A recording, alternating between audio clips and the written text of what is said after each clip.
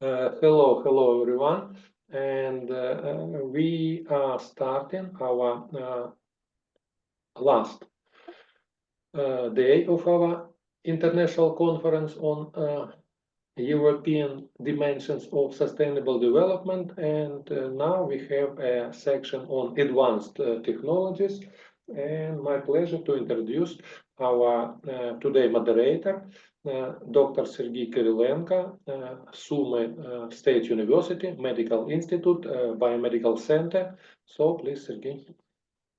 Thank you for your nice introduction, and thank you for being here with us. Today we are going to be really stuck to the schedule, I hope. And this means that the presenters have 10 minutes, plus minus 2 minutes, we are all humans, and the questions will be really short, and the answer will be really short and concise, okay?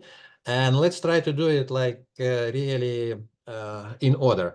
What I mean is the big people, big scientists, when they attend conferences, they always are really strict with themselves and with the schedule. So now we don't have, I think we don't, я так розумію, зараз у нас немає багато іноземців, так? То я можу зробити свою презентацію по-українськи, можу по-англійськи. No, in English, please, in English, please. Окей.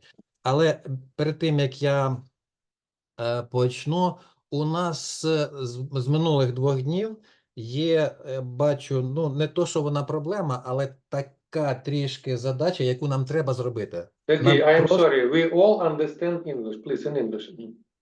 We have to do it, and we have to stuck to the schedule. So now I am given an honor to be the first presenter in this session. So what I do is I will be trying to do my best to be stuck, to be very short. And for this, I have this phone, and I am a very privileged person. The Google gave me the application clock, and in that clock we have a stop. I do have a stopwatch, and I turn the stopwatch, and now I will be able to see up to the seconds what is going on with the timing. And meanwhile, my presentation, I will put on my presentation, share it. It will take some couple of minutes, but it will be already my time.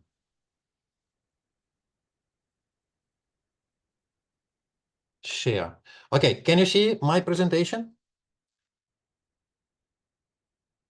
Yeah. So regeneration, I will very briefly make you familiar with the with our project on regeneration of neuronal injuries using electroconductive polymer scaffolds, which we call neuronal guidance conduits.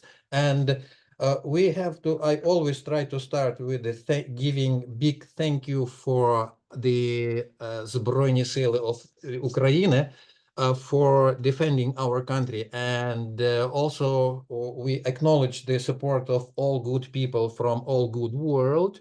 Without this support, we will not be able to be here. And we also acknowledge the I also acknowledge the support of the funding. We are supported by several grants, in which one of these is, as you can see here, the Horizon Marie Curie Staff Exchange. This one, and this is the big project containing of 8 universities and 3 industrial partners all around the world, Europe and Brazil. Very interesting, and the details we can discuss other time. And we also have 2 Jean Monnet project going on. We also acknowledge their support. I am from Sumy State University, and Sumy is located very far away from away, not from the center, but unfortunately very close to the border here. And this makes it a little bit special already, like these days. And in my presentations to especially to foreigners, I try to show some pictures, and I like this picture, especially this one that is taken in spring 2022 in Sume, on the outskirts, southern outskirts of Sume, and I like this picture. Доїздився Кацапчик. Okay, I work at the Biomedical Research Center, and we work together with many partners all around the world, for which we thank them very much. So, machines. We would like to use machines to develop neuronal guidance conduits, and machines are new structures, and you have probably not all of you have heard about machines. They are structures which are 2D, two-dimensional, like similar to graphene, and you have heard about graphene, but machines have different chemical structure. You can read about machines very clearly in the Wikipedia article about machines. That it's very interesting. When you go there, you will not regret. And machines have really extraordinary properties. For instance, this is the picture sent to me from University of Drexel directly, and it shows that the machines can be used to make the garment, let's say for soldiers, for Ukraine soldiers hiding in the bushes, invisible for the infrared cameras. As you can see, you can compare. This black T-shirt is black because it is covered with machines, and it covers the infrared irradiation very efficiently. So then back to our main topic about neuronal injuries. And peripheral neuronal fiber is thin, like maybe from millimeters to 1 centimeter thick in case of human, in case of sciatic nerve. But it has really complex structure. And if it is injured, and unfortunately these days injuries are very common and getting increasingly common, the surgeries have to do something to help to repair the injuries. And one of the idea to help to support reparation is to use so-called conduits. And conduits, that is the conduit. The structure, they can be differently made, but the structure which helps the neuronal injury to repair. And here you can see a very simplified picture what happens after reparation. In fact, it's much more complicated what happens after, but nevertheless, to have a chance for this so-called proximal stem to recover and to grow up to the distal part, we have to make it it doesn't happen automatically. We have to make it to happen. And this is the picture, typical neuroraphy, so-called, where the neurosurgery, on the side of injury, they introduce the donor fiber and make sutures such that they connect one stem to another stem, proximal stem to the distal stem, such that the neuronal fibers are kind of connected and they have chance to regrow. And this is not from human, that is from animal, from a rat. And as I showed you, conduits to make so this one that is the surgery which is still regarded as golden standard for neuronal surgery, for human surgeries. For this, they take the donor fiber from the donor side and make the surgery.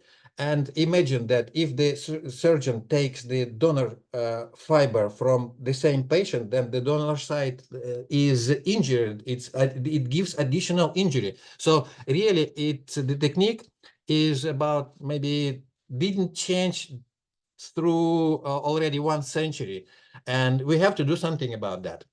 And one way is to use conduits. So those ones which I showed you, but made of such polymers which can be degradable, biodegradable, biocompatible, and we also think that they have to be electroconductive, because just because neuronal fibers by per se, by definition, they are chemically active. They are conductive. So we use polymer membrane, nanofiber membrane out of polycaprolactone, and to make it conductive, we cover them with mexins. We have the project going on for a couple of years. We managed to publish pretty good article. The impact factor is over 10. And recently, just recently, in the several weeks before, I was privileged to be present at one project which is going on with the neuronal conduits, and I will quickly show you what is going on with our project on the example of red sciatic nerve neuronal fiber. That is the one which is shown here during the operation. So then the neuronal is just cut with the scissors, and then it is sutured with the special neurosurgery technique, and then the membrane is wrapped around, and now we have conduit done and fixed, and another one. And so we have data for so that we can follow how the neuronal fiber repair in comparison to non-surgery. And that was the control membrane, which is white, just caprolactone.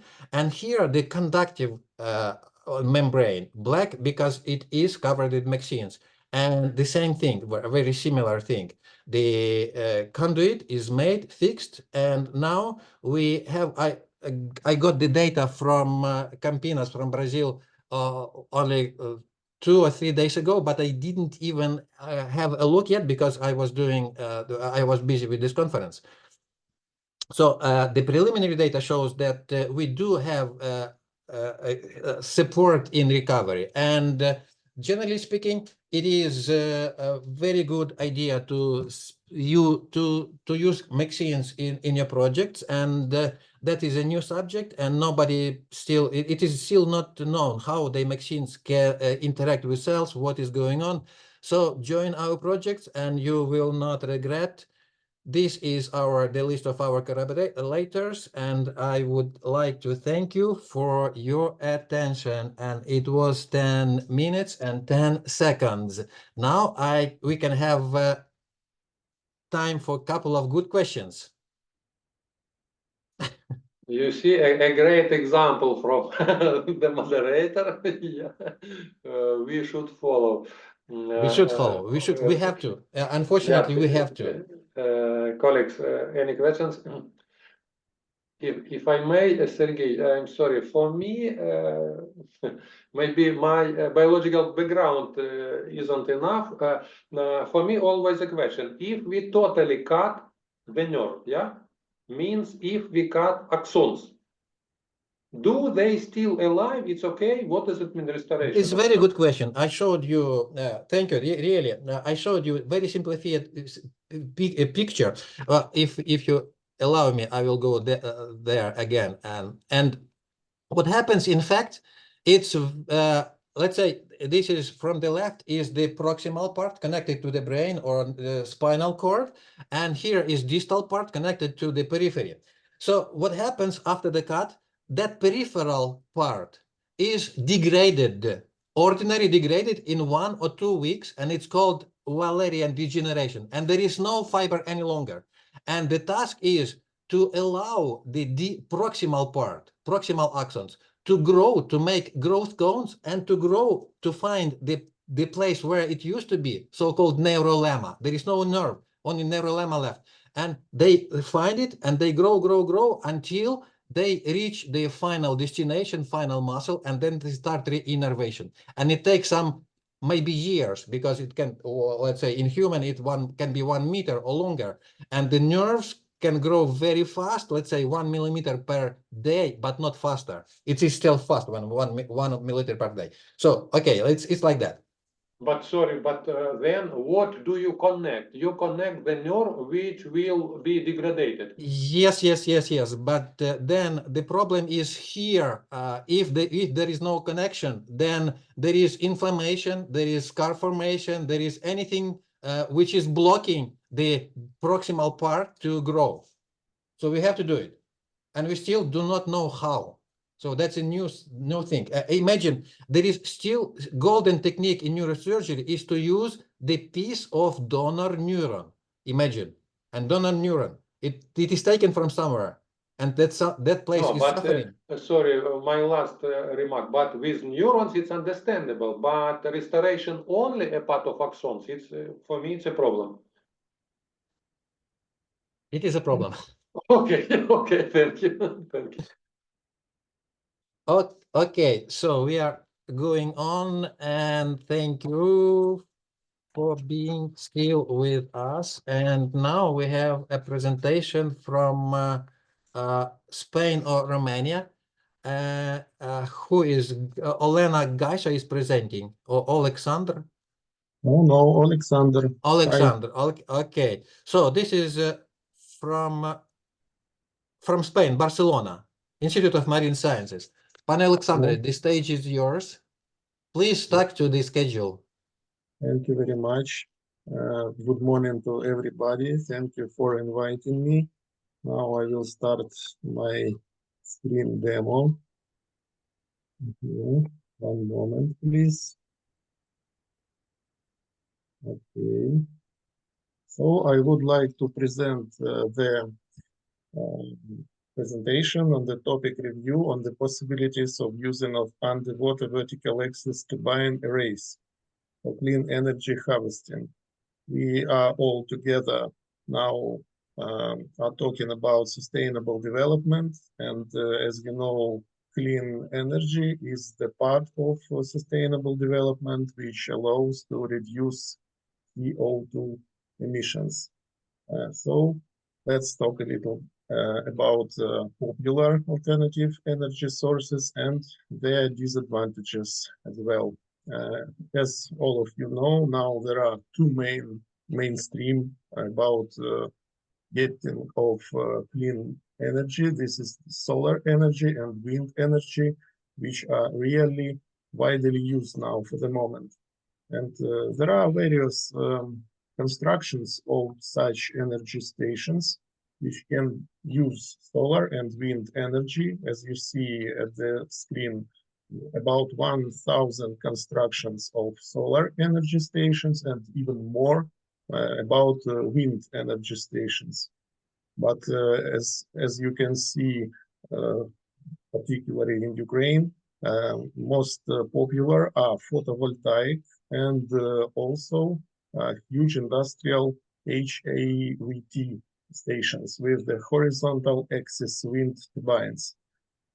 And if to talk about their environment impact, I would say that it is not very friendly to environment, because to produce photovoltaic panel, we should use enough energy. It is a very energy needed process. And even there are in scientific literature, there are some estimates that one panel, to produce one panel, we should use such amount of energy which it produces for 2, 3, or even more years. So this process is not very efficient. And if somebody gives us such panels, it would be very well. But firstly, I mean, on our planet, yes, if to talk about the total planet, firstly, we must produce it and make some damage to the environment. And also the problem of wind energetics is that the size of the blades, as you see in the screen, please look that the size of the blade is comparable to, for example, Eiffel Tower, yes? So the sizes of the blades are about 100 meters, and to produce them, very strong composites are used, and to recycle them, it is not possible for the moment. We have no technologies to recycle blades of such huge constructions. So now we recycle only blades which are tens of meters long, but now there are installations with hundreds of meters blades, and in some near future we should recycle these blades. So it is really a problem of wind energetics for today. But also we have some other technologies which are less popular, but also realistic, and can be used, for example, in small domestic branch, as you see at the bottom of the screen, and also other technologies of using solar energy. But they are not widely used. Unfortunately, they are not widely used for the moment, just separate installations, some installations of such devices.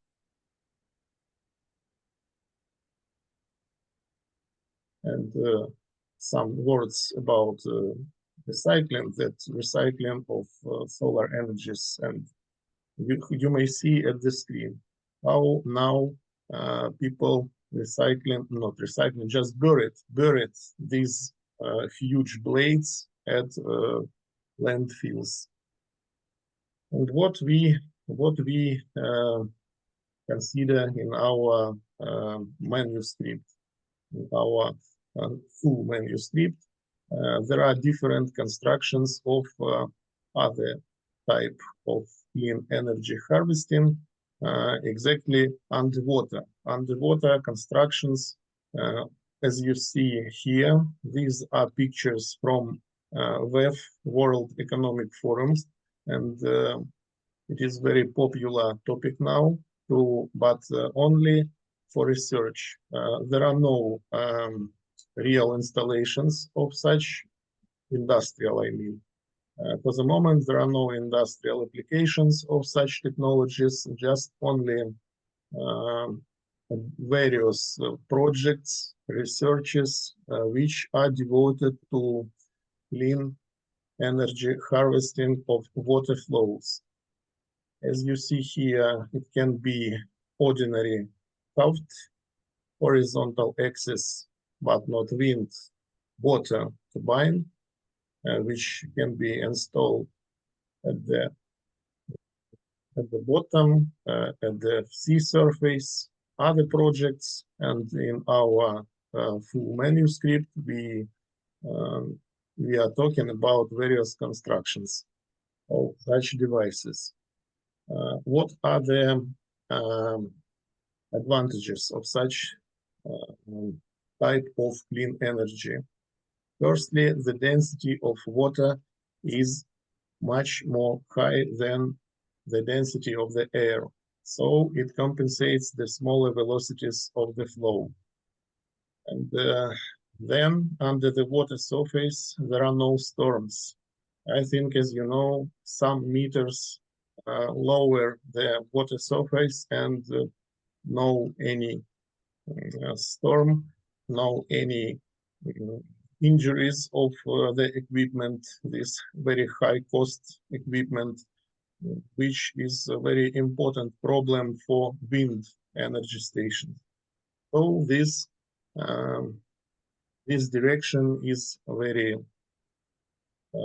perspective, and we also have some little project about this direction, which is devoted to vertical access devices, which are underwater and can collect energy of some water flows, for example, in rivers or in tidal systems, and so on. And going to conclusion, we may say that in the future, I think such systems will be much more widely used because of special conditions in which they are operating. And also, it is very important to move to modular devices, which do not need special materials like composites and can be made of ordinary steel or plastics. And also, as you understand, modular devices can be simply relocated, which is very important in war threats or some natural catastrophe threats, and so on. And also, such devices are not affecting very much to, for example, riverbeds or sea shores, and so on. More information you can find in our full manuscript, which I hope will be published with the help of our organizers. Thank you very much for your attention. Thank you very much, Pane Alexandre, especially very interesting presentation, very good perspectives for harvesting energy, and very good timing. Thank you. So, couple of questions, audience.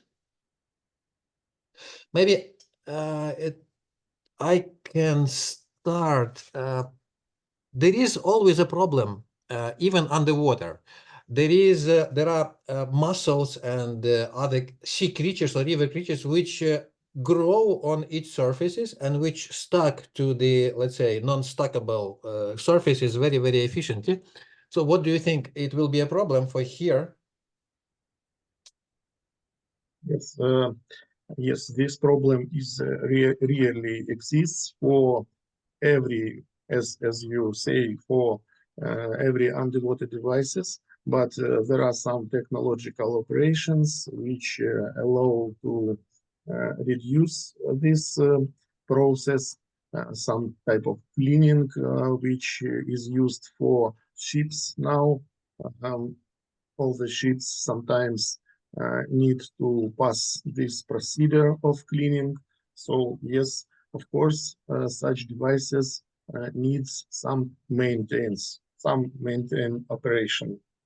So this is additional costs which can be included into their initial price. Thank you. Thank you. I May do believe in this technology. ask Sure. one more question? Sure. Yeah, Pane Alexandra, did you have some, let's say, assessment of economic efficiency compare with classical, wind turbine? I mean, in terms of installations, in terms of corrosion, for example, in water.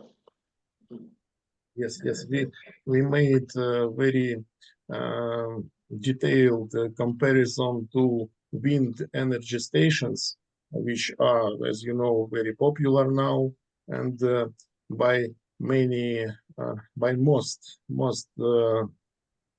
criterions, such underwater modular device is competitive to existing wind energy stations. For example, about taking area, about needed material. Material, I mean the mass of steel, the mass of industrial material of which they are made, and also about LCOE, such criterion, which is very important in this branch, leveraged cost of energy. Such devices are about about the same LCOE like Haft. So they are really competitive, and I think it's some psychological barrier. So now we have some good technology, very high, huge Haft, and we must go through this psychological barrier and to start using some modular devices, underwater devices, and so on. So Okay. I think it is very I got. Thank you. Thank you very much. Okay, very interesting, really. I can suggest, Pan Alexandre, we can talk, have some scientific ideas about those creatures which grow on each surfaces underwater. But let's talk it some other time. And now we have to go on, and on the stage there is Kyiv National Economic University.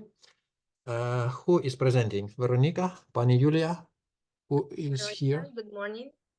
Pani Veronica, stage is yours. Please do the Yes. best to be stuck to the schedule.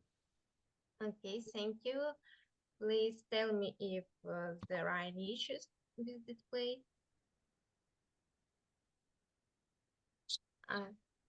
Yeah, we can see it very in a good way. In today's presentation, I will discuss application of system analysis in the development of green energy in Ukraine.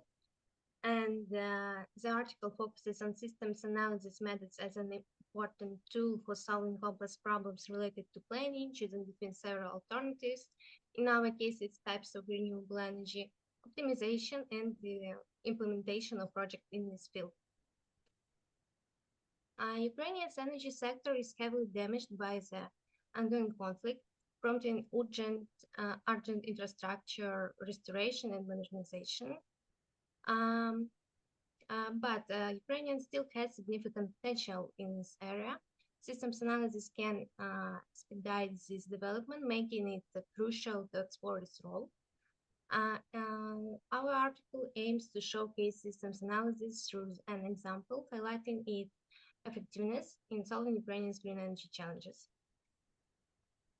There is no single standard methodology for applying system analysis, so we will propose and consider our approach, taking into account the specifics related to the subject area and general principles of integrity, consistency, unity of elements, and interdependence of parts and the whole.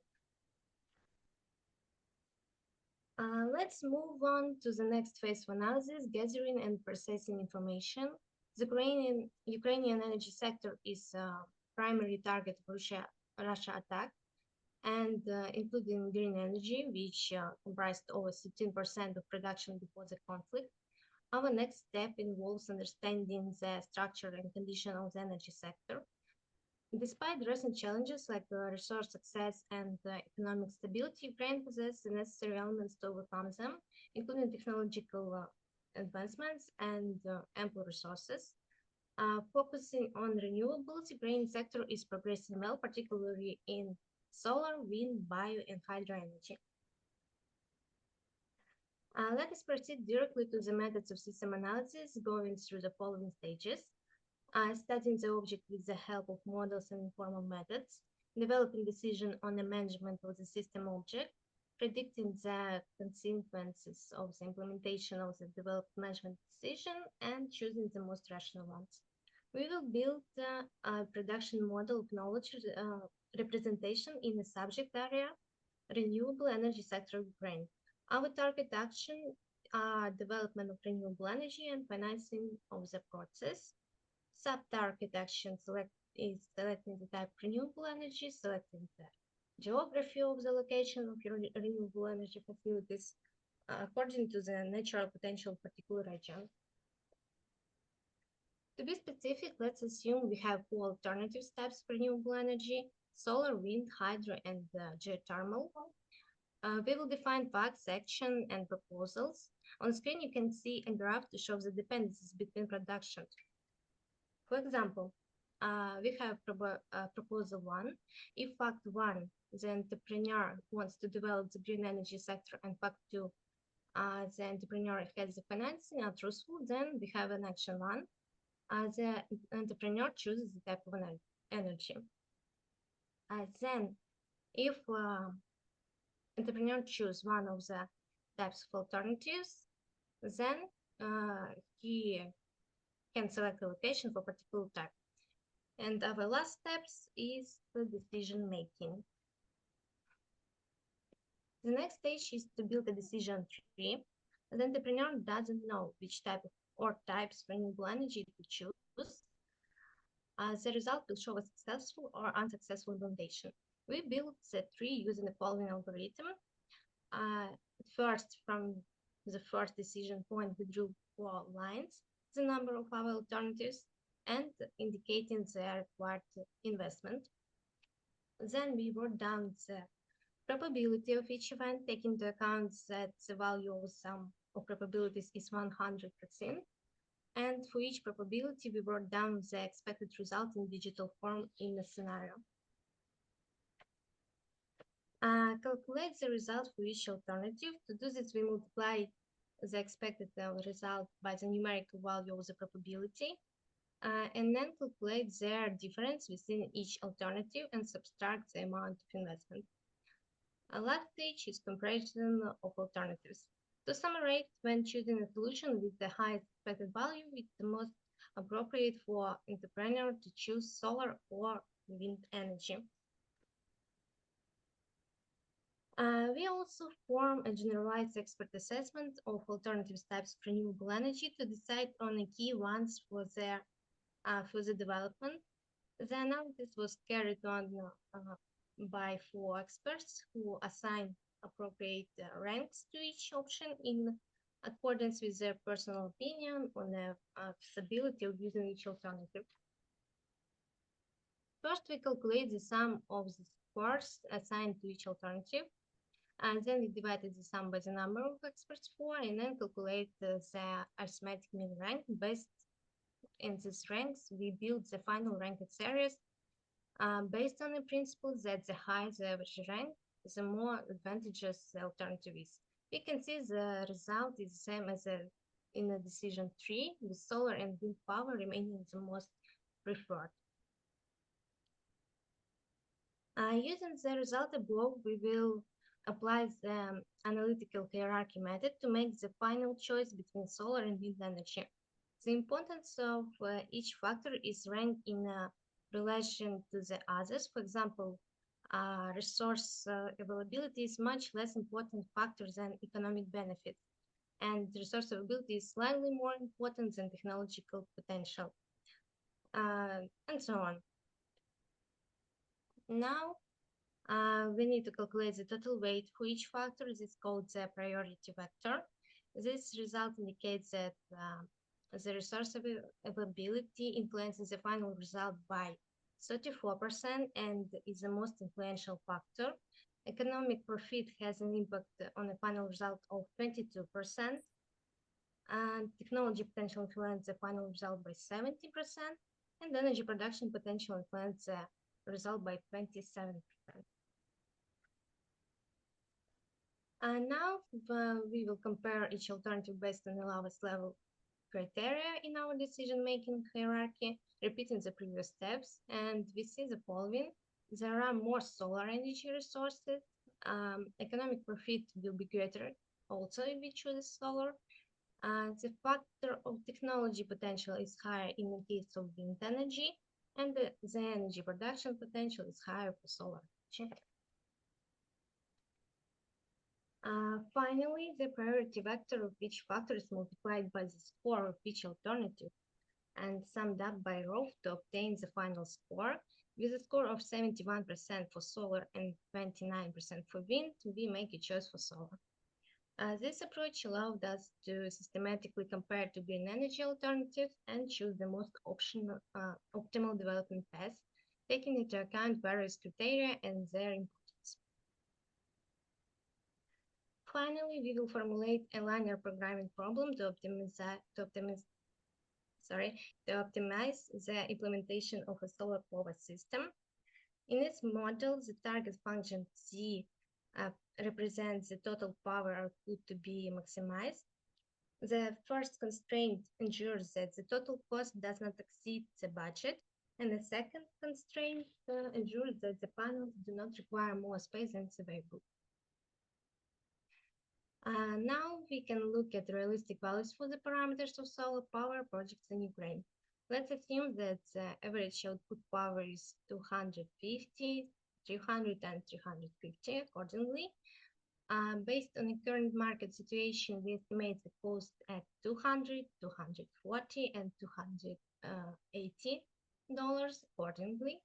And taking into account the average area required, we will allocate 1.6, 1.8, and 2 square meters per panel.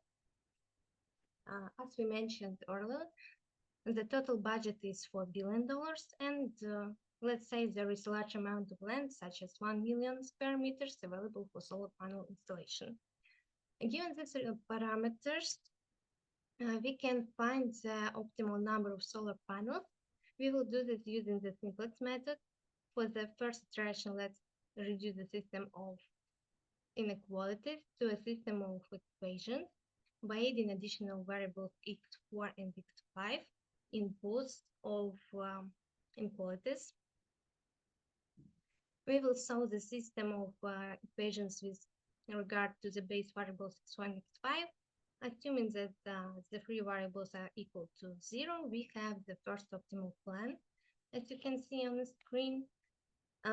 Pani Veronica, I don't want to be rude, but it's been already 10 minutes, please. Okay, yes, I'm finishing. Thank you. Well, in the end, we have the result that it's appreciable to use the third type of panels.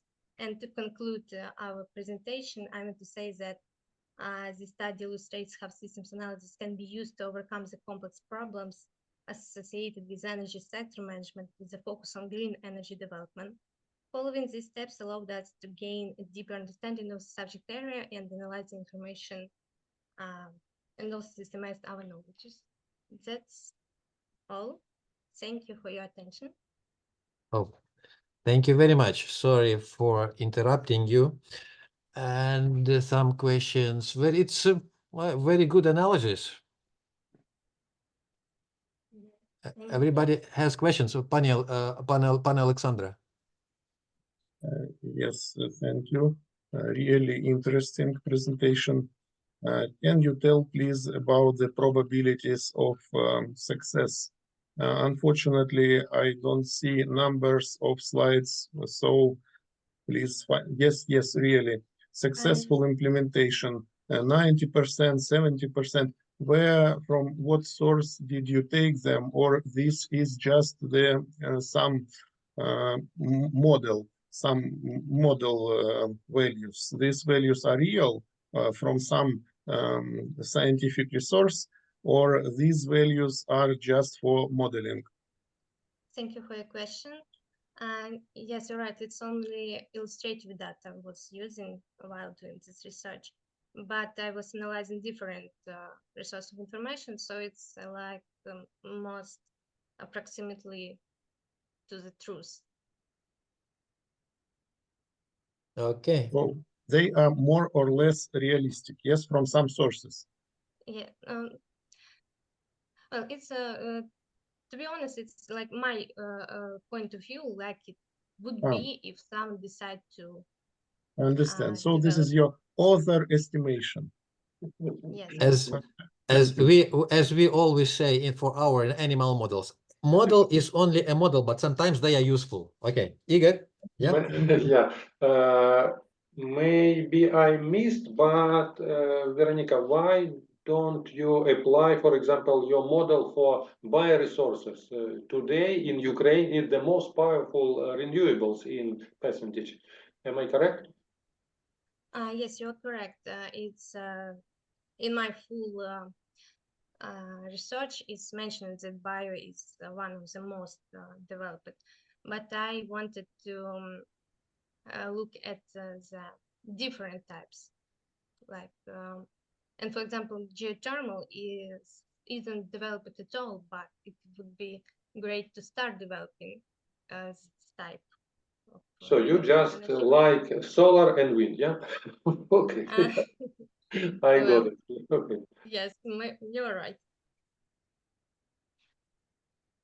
Okay, very good. Thank you very much. And we can now go on, and on the stage there is a representative from the high authority from the Ministry of Digital Transformation of Ukraine, and Pana Yevgenia. I know you are with us. Yeah, hello. The stage is yours. Okay. Yeah, thank you so much. Okay.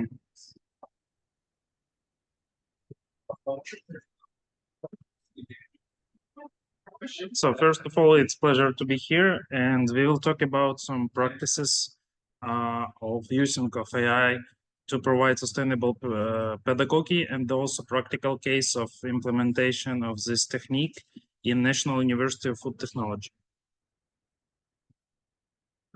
Okay, first of all, I want to ask you a question just to think.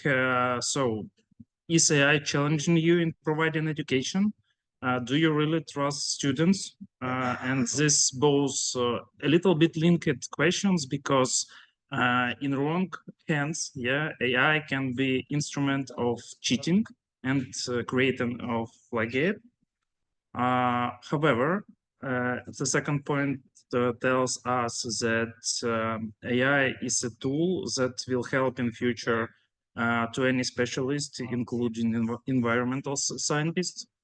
And the third thing that I want to discuss or highlight that do you think is it killing creativity? Yes, actually AI affected of all of those cases, and in wrong using, it helps to cheat, it helps to provide plagiate. However, in future, it will be a tool for all specialists that simplify work, that gives objective information, which is important, and provide analysis. And also, it can kill creativity in the case of wrong using. However, we have to handle it, and we have to work with it, and we have to prepare students knowing that we have AI in our life. So let's talk about some competences that are declared of some modern program called New Ukrainian School. I know that this is not related to high school. However, it provides competences that are important in our society. And for example, they are communication, mathematical competence, science mindset, and digital literacy. However, this is just example. There are like 20 main competences, the most essential. However, this is not enough. The new Ukrainian school concept was proposed in 2018, and therefore, during this time, we have AI. So we have to teach our students how to behave with AI. And I want to highlight, the second is about cheating. Yeah, there are a lot of things that highlight that students are cheat, and in Ukraine, it's even more affected than in other countries. For example, we have like publications that called chronicle plagiate in Ukrainian higher institutions. And the second one is that even proved that in Ukraine and Poland, cheating is assumed as more positive effects than, for example, European and United States country and United States is assumed as more positive effect than in West countries. Yeah. So, however, we have to understand this, and we have to cope with this. Okay, and also I want to share with you video. It was presented. You might know that conference Google I/O is annually conference that shares innovation in AI, and this is a video about new version of Gemini AI, just to introduce you who don't know what is AI, what it is actually.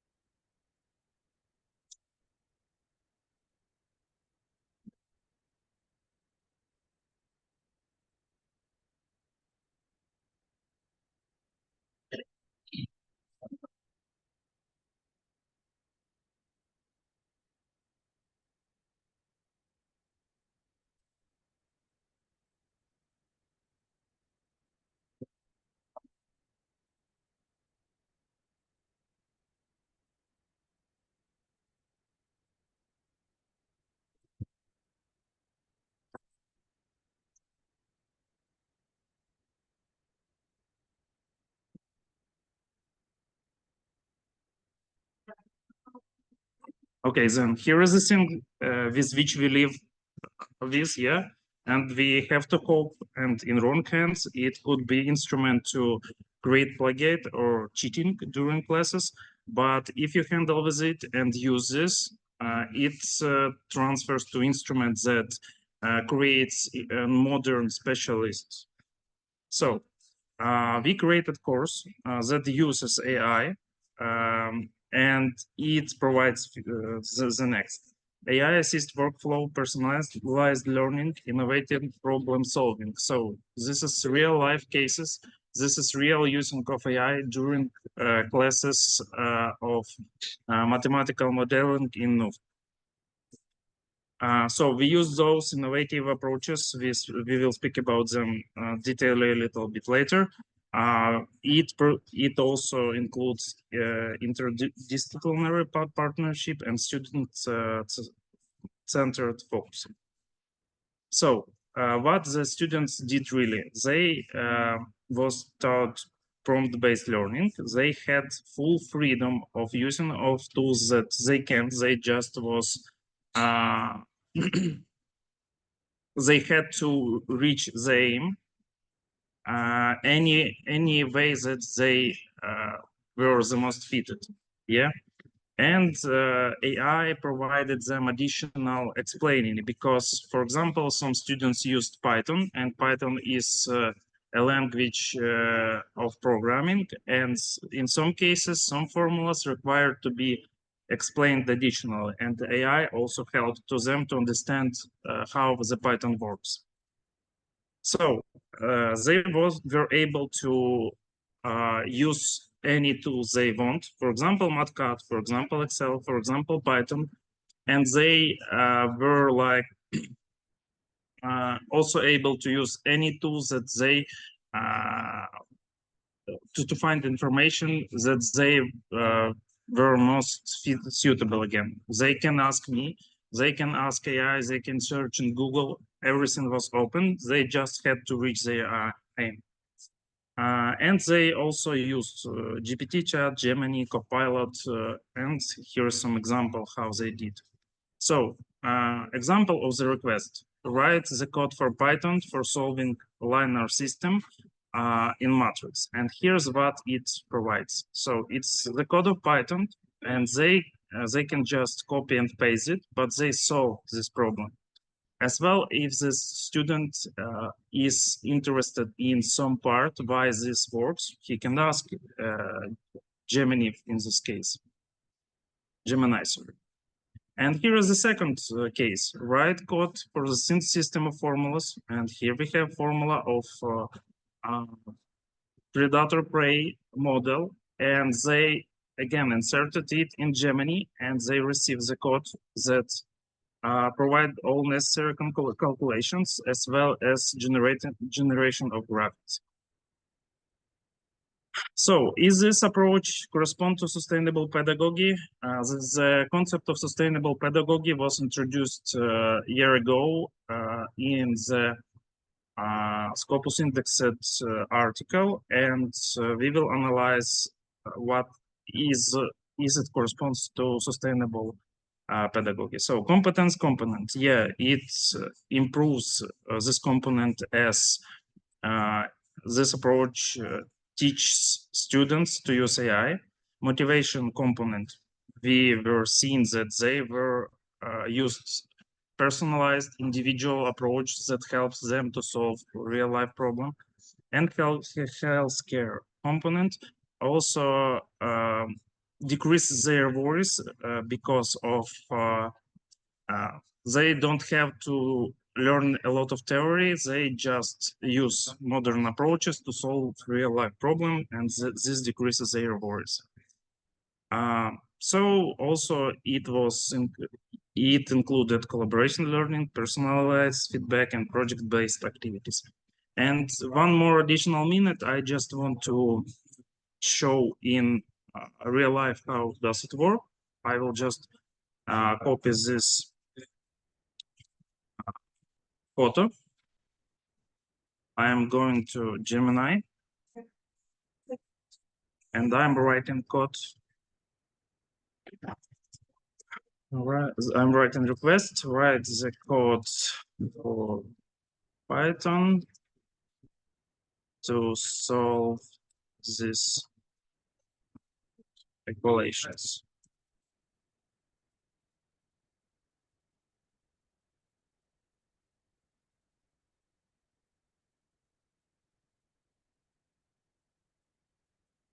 Okay, and here you go. And also, if you're interested about any function, you can ask, for example, copy this and ask, what is this function do? So this is general idea. Maybe you have a question about the proposed approach. And thank you for your attention. Thank you, Pana Yevgena. Very interesting and very, very, very educative. Personally, when I write to ask something about the those programs, I always say, please, write, Yeah. please, as if You it can- was. Okay, Yeah. okay. So You can also ask, say that if you do work well, you will receive some tips. There are some also publications that proves that in this case, AI do its work better. Of course, everybody is human is a human. Okay, some questions maybe. Pане Олександре, будь ласка, please. Excuse me, thank you for your presentation, but in the scope of sustainable development, it is using of AI. It is not very correspond to sustainable development because each our query to the AI it causes too much energy consuming, and now in the West there are too much people who say don't use AI because it is very energy consuming. All those data centers, all those processors, don't use this because we have too much energy consuming and CO2 emissions corresponding to it. What do you think about such problem? It is interesting and discussable question. First of all, in this paper, we proved that it corresponds to sustainable pedagogy approach. So this is a little bit different, but in this, it related to sustainable development. And the second about corresponding to sustainable development, right? We talk about the speed and the efficiency of provided decision in this case. For example, we have a specialist environmentalist who have the task to calculate how emissions from plants will affect the atmosphere. He can create these formulas by hand, and this will take, for example, 3 or 4 hours, as well as it will require to test this is plus 1 additional hour. Or he can use, he will provide some pollution by CO2 by using processors and equation machines, but he will receive the answer in 5 minutes. And how many such models he will be able to provide? He will save much more CO2 by giving analysis to management, more analysis, more correct analysis, and it will provide more sustainable decision making. Thank Okay, you. thank you. Very, very comprehensive answer. Thank you. If one very quick questions more.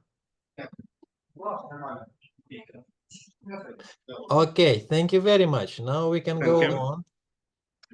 And now we return back to mushrooms. Yesterday we were talking about mushrooms, and the National University of Food Technology can give us overview about growth conditions. So who is the presenter from the team? Oksana, Pani Oksana, Olena, Victoria, Margarita? Олена Доценко. Olena Docenko, stage is yours, please, Pani Olena. Can you hear me now? Can you see my Yes, yes, we can hear you. We can see your presentation. Yes, now it's perfect. Okay, so good morning, everyone. Today I'm excited to share with you our research on the topic mushrooms of the genus Hericium as a tool for sustainable bioresources management, analysis, and growth condition. Mushrooms of the genus Hericium offer unique bioactive compounds, driving interest for their potential contribution to achieving UN Sustainable Development Goals. These mushrooms hold potential not only in medicine, where they can be used to develop new pharmaceuticals, but also in creating environmentally friendly biotechnologies that help conserve natural resources and maintain ecological balance. Studying hericium mushrooms could play a crucial role in improving public health quality, also promoting sustainable use of nature resources and expanding global partnership. So, Hericium, a genus of wood decomposing fungi within the Hericiae family, a special value.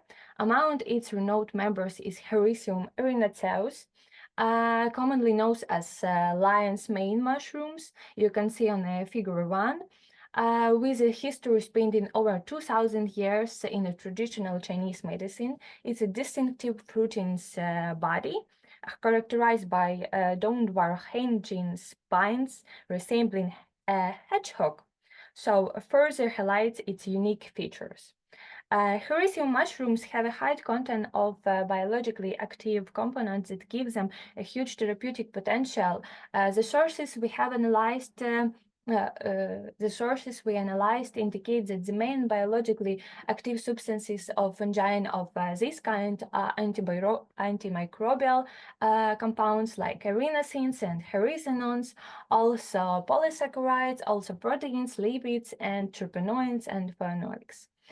On this slide, a little overview of some key compounds and their associated therapeutical potential. For example, you can see beta-glucans, then enhancing immune function, leading to improved resistance against infection. Also, erinacins and hericenones support for cell nerve growth and have potential application in neurodegenerative conditions. Also, erinacins and hericenones show neuroprotective effects, and some terpenoids may have anti-inflammatory and antioxidant properties. The reduction of inflammation and oxidative stress contributing to overall health. In this study, we investigated pure culture of Basidium fungi, sources from the collection of CAP mushroom culture at the Holodny Institute of Botany, National Academy of Science of Ukraine. We focused on the 10 strains of Hericium erinaceus and strains of Hericium abitus and Hericium alpestre. Morphologically characterized, the growth rates were examined of 10 standard and modified nutrient agar media, including those with added cellulose component. Culture was stored at +4 degrees and then transferred to the tubes with water agar for incubation. Agar with mycelium was used to inoculate petri dish, and radial growth rates were calculated. The generative stage was induced under daylight conditions after complete mycelium colonization. Microstructure of the vegetative mycelium were examined using light microscope, while macromorphological characteristic of mycelium colonies were described. Cultivation was conducted at the temperature of 26 ±1 degrees. Considering the importance of selection biologically agent capable of growing on inexpensive nutrient media, the strains of fungi that exhibit the highest radial growth rates on the media contains cellulose components were of greatest interest. It should be noted that all studies species and strains form a telomorph study. on one or more of these media, which is reliable criterion for the indication in a culture. For instance, Hericium erinaceum strains actively fruit on the majority of the nutrient media like Ma, MAO, MEN, whereas Hericium coralloides, Hericium cirrhatum, and Hericium abitis strains fruit less prophically. You can see it in the figure 2. It has been shown that for all study strain of the species like Hericium erinaceus, the presence of micromorphological features such as numerous clump connection, anastomos, cubic, and rectangular crystals previously described for this species was characteristic. It should be noted that in the studies culture of various nutrient media, the formation of radius body was observed, how it's on a figure 3, you can see it, which allow us to confidently verify them.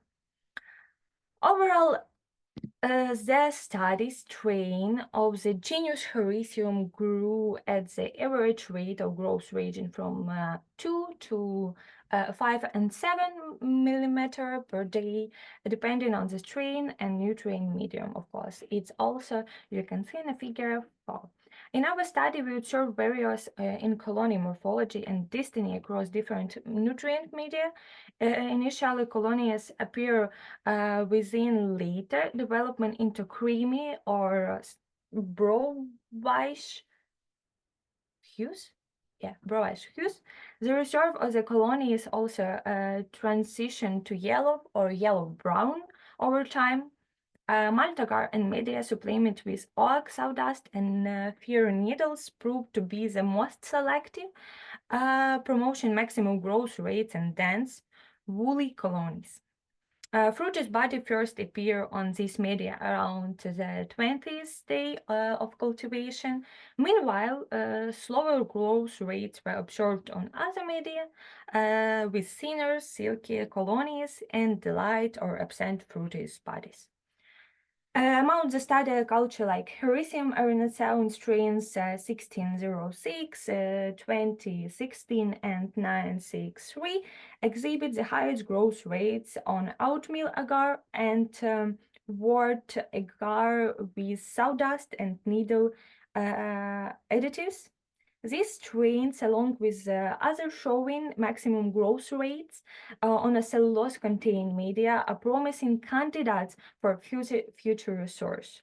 However, species such as like Hericium abitis and Hericium alpestre displayed slower growth rates, like I said before, and especially Hericium with Hericium abitis 2376 showing better growth on a selective medium but lacking dense colony and fruiting body. Overall, our findings shed light on the optimal cultivation conditions for different Hericium species, guiding future research efforts. So, in conclusion, I would like to say that contemporary literature underscores the rich nutritional and therapeutical potential of Hericium mushrooms, and it's really true.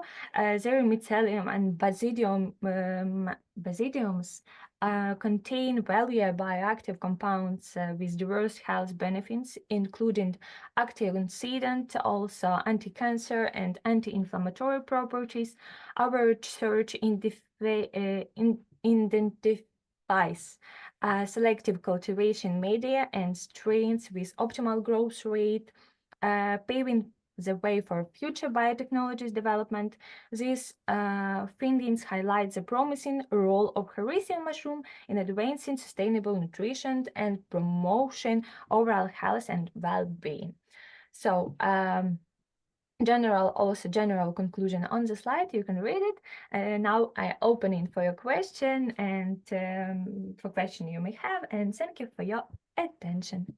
Thank you very much, Pani Olena. A very interesting presentation, really, and perfect timing. Please, one more example, which we have to. Okay. I'm only one who doesn't hear Sergey. I guess we had some hand, no? I didn't see it, but maybe. Okay, anyway, may I ask, Elena, just what is the main goal, the main objective of your research? It's kind of optimization of conditions for lab, Yeah. for industry, or what? It's like, yeah, first of all, it's optimization, but we also should understand these mushrooms. It's a good for environment. They have unique properties for medicine, for our food industry. So this research can show us how is the growth rates and condition, and which kind of hericium mushrooms is the best. And again, Because- you are more interested in, let's say, for food, for edible options, or for pharmacy, or what? It's like general things, but of course, like about me, I'm more interested in pharmaceutical things. So now I speak a lot of unique properties for like our health, good things for our health, for yeah, for things will be it's better in the pharmaceutical. More, of And course. my very last question, and do we have this species right now on the market, for example, as food products, no?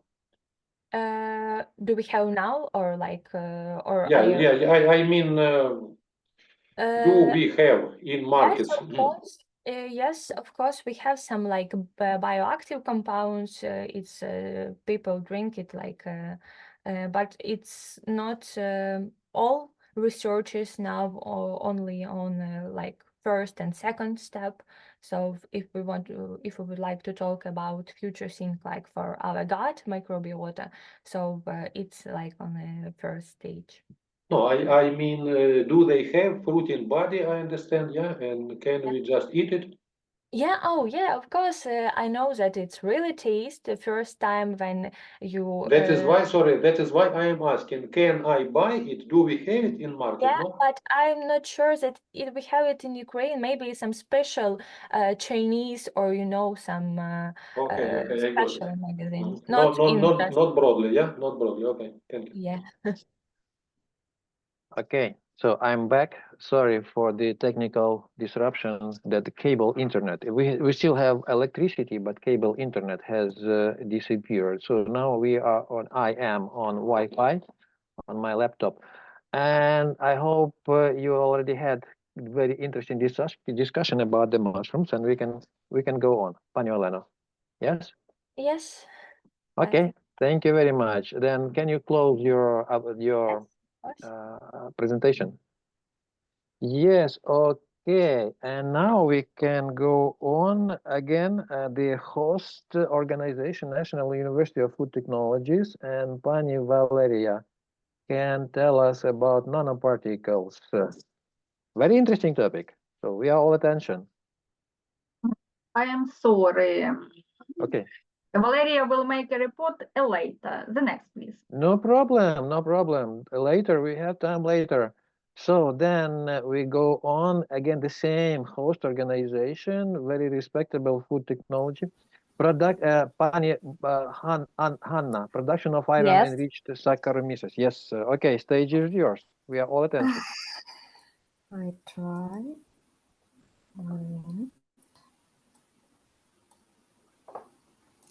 Do you see the presentation? Not yet. Not yet. Not yet. At least. Yes, yes, yes. But not in the full screen. Okay. And now? Yes, now perfect. Okay. Thank you. So, good afternoon. I'd like to present a report on the topic production of Saccharomyces cerevisiae yeast with increased iron content. So, yes. Iron deficiency is one of the most common deficiencies and particularly affects children, pregnant women, and people in low and middle income countries. Iron deficiency progresses from depletion of iron store to iron deficiency erythropoiesis, And finally, to iron deficiency anemia. Thus, iron deficiency can present symptoms both in the absence or presence of anemia or may be asymptomatic. The general symptoms include fatigue, decreased concentration, dizziness, ringing in the ears, paleness, headaches, or restless leg syndrome.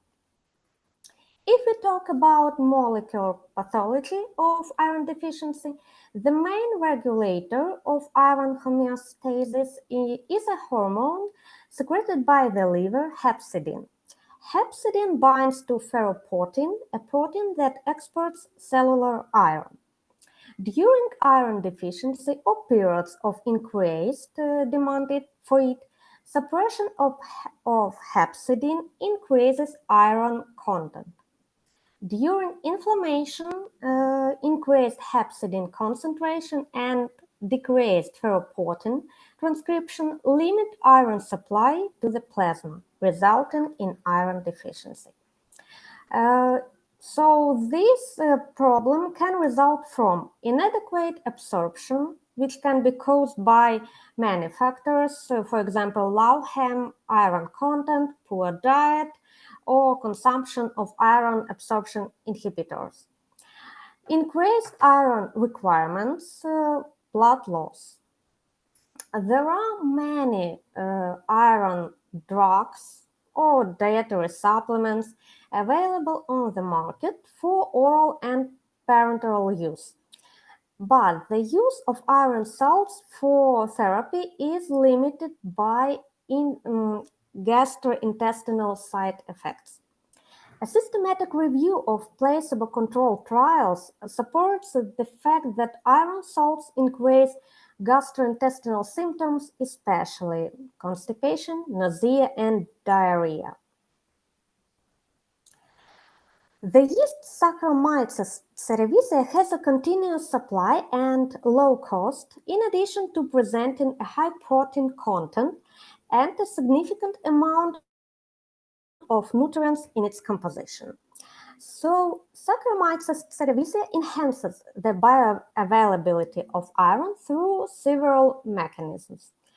For example, phytase activity, organic acid production, intracellular accumulation. Metal uptake by yeast cells is a complex process dependent on the chemical composition of metal ions, physicochemical influences of the surrounding environment. Growth conditions also significantly affect the composition of yeast cells and their ability to bind metals present in the culture medium, making it crucial to select the appropriate iron source and cultivation conditions for effective iron accumulation.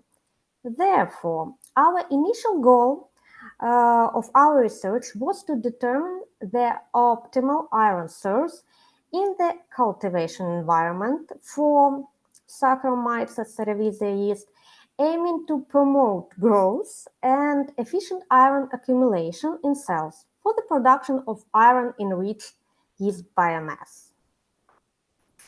In our experiments, we used as test culture yeast Saccharomyces cerevisiae M437.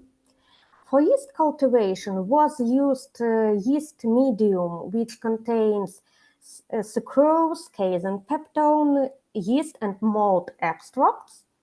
This media was supplemented by the following iron compounds: iron chloride, iron sulfate, ammonium iron sulfate, and iron citrate. And iron compounds were added to media from stock solutions to obtain final concentration 100 millimole for iron citrate and 100 micromole of iron for the other salts. Cultivation was carried out in flasks on a rotary shaker for 72 hours until reaching the late exponential growth phase. The growth dynamics of the yeasts during cultivation were monitored by measuring optical density at several hour intervals. After 72 hours cultivation, the pellet was washed by distilled water. Then, in order to remove loosely associated fraction of iron from yeast cell surface, and washed yeast biomass was dried, then digested with nitric acid and heating. Finally, the samples were diluted up to 10 milliliters with nitric acid solution, and the content of iron was analyzed by flame atomic absorption spectrometry. The amount of total iron was calculated per gram of dry weight of yeast. So at the figure, we can note different growth dynamics of the studied yeast strain in the presence of different iron sources in the cultivation medium. It is noticeable that all tested iron compounds, irrespective of iron source, enhanced the yeast growth by the end of the cultivation period when compared to the control. Adding iron in the form of iron chloride and iron sulfate to the medium had a stimulating effect on the yeast growth. The increased rate of biomass growth and the maximum accumulation, almost 2 times higher compared to the control, may suggest that iron in the form of chloride or sulfate could potentially be an optimal source of the microelement for obtaining iron-enriched biomass.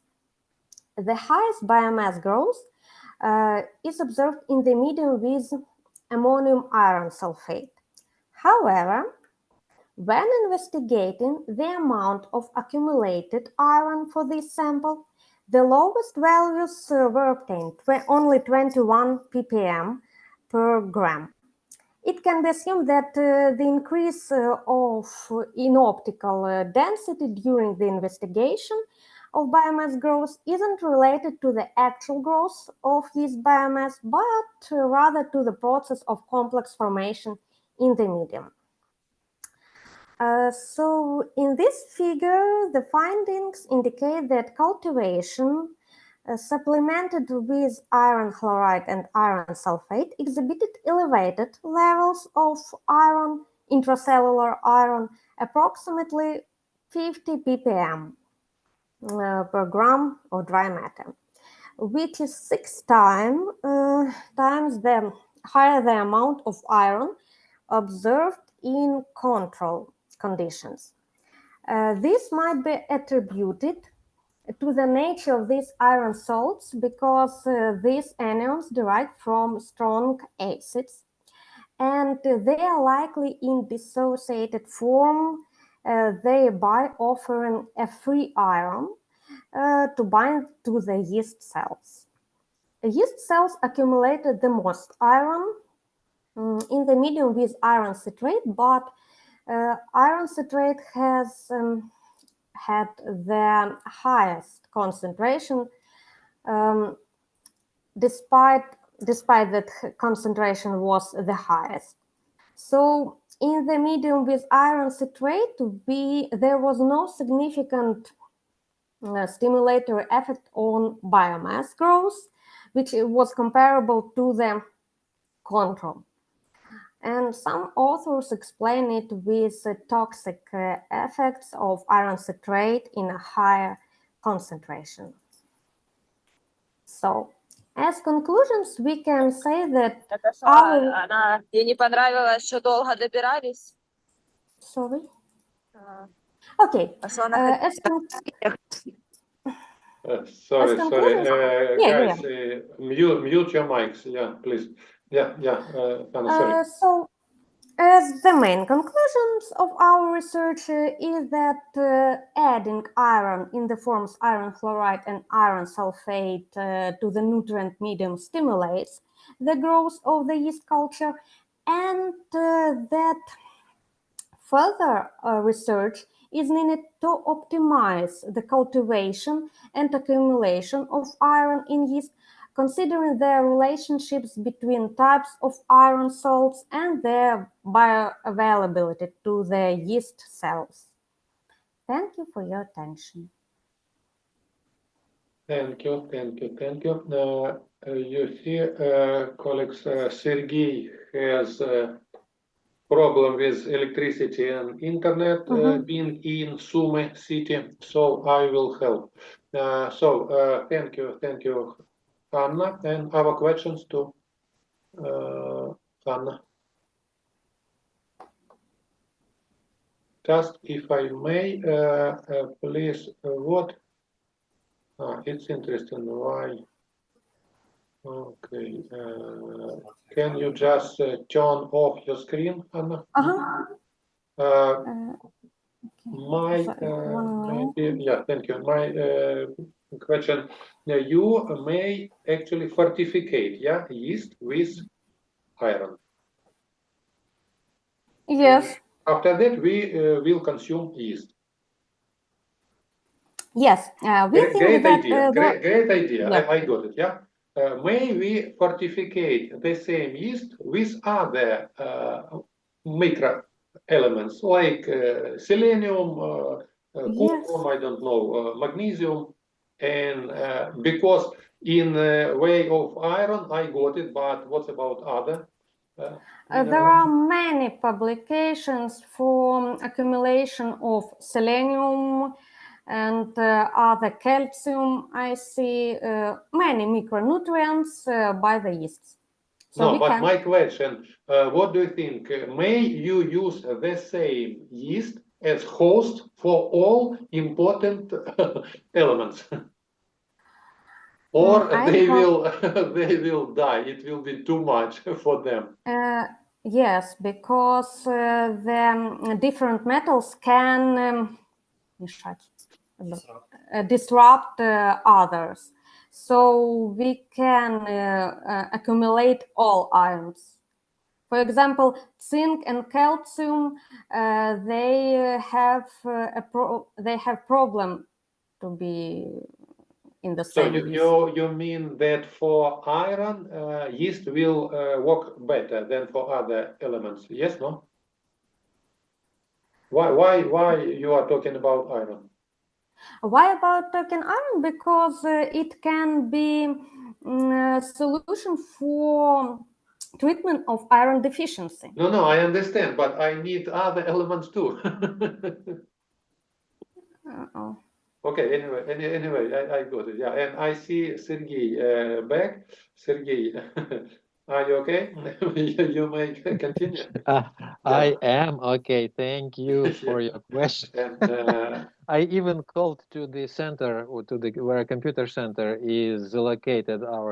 And they say there were no bombing so far.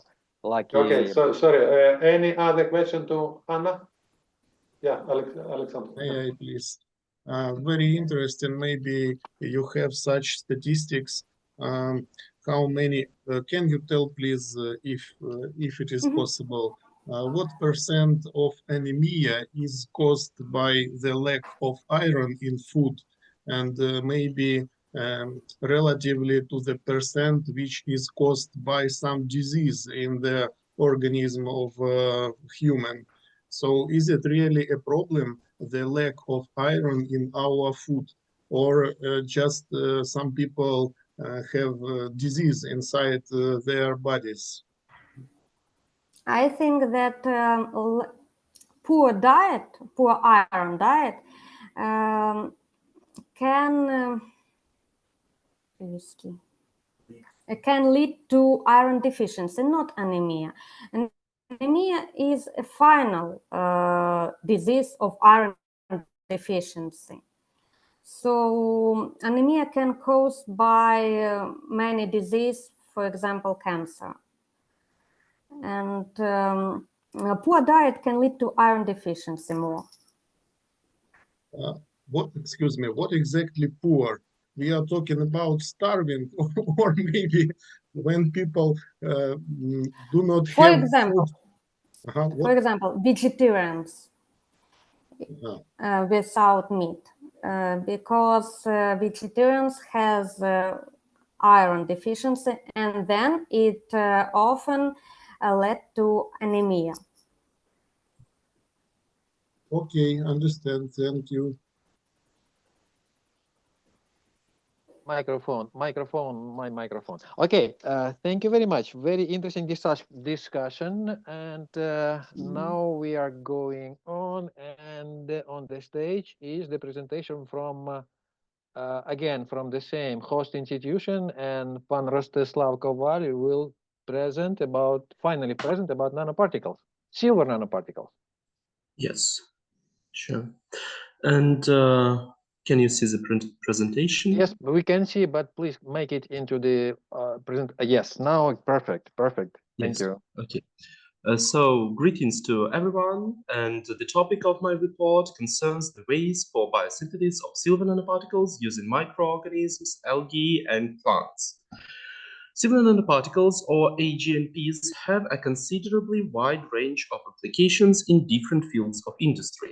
Their unique physical and chemical properties create an opportunity to use them for drug delivery or, for example, as the components of biosensors. However, the greatest interest is attracted to the chance of using AGNPs to fight pathogenic bacteria and viruses, and they can also be used as anti-cancer agents. Considering their toxicity and small sizes, in terms of their effectiveness, they are not inferior to other known antimicrobial drugs. Synthesis of silver nanoparticles can be carried out using several methods. Traditional methods of nanoparticle synthesis, namely chemical and physical methods, are lengthy, laborious, and rely on the use of toxic compounds, which subsequently pollute the environment. Considering their environmental impact, biological methods of nanoparticle synthesis serve as an alternative to chemical and physical methods, and they don't require any toxic compounds and don't pollute the environment. Biosynthesis of silver nanoparticles with the help of plants mainly consists of the use of extracts of various parts of plants, such as leaves or roots, for silver reduction and formation of nanoparticles. Plants contain a large number of chemical compounds, such as flavonoids, alkaloids, phenols, and so on, that can act as reducing and stabilizing agents during the biosynthesis of silver nanoparticles. It has been shown that hydroxyl, methylene, and carboxyl groups of biological compounds in plant extracts play a key role in the process. It is also possible to synthesize silver nanoparticles with the help of algae. It is known that these biological objects have high contents of carotenoids, polysaccharides, starch, polyphenols, and astaxanthins that might take part in formation of nanoparticles as reducers and stabilizers.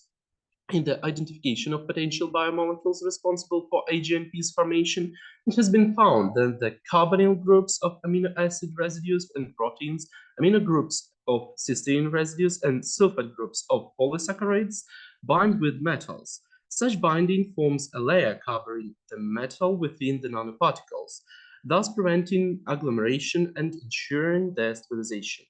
Silver nanoparticles can also be obtained applying bacteria, which includes the use of their biomass, cell-free extracts, or supernatons of culture media.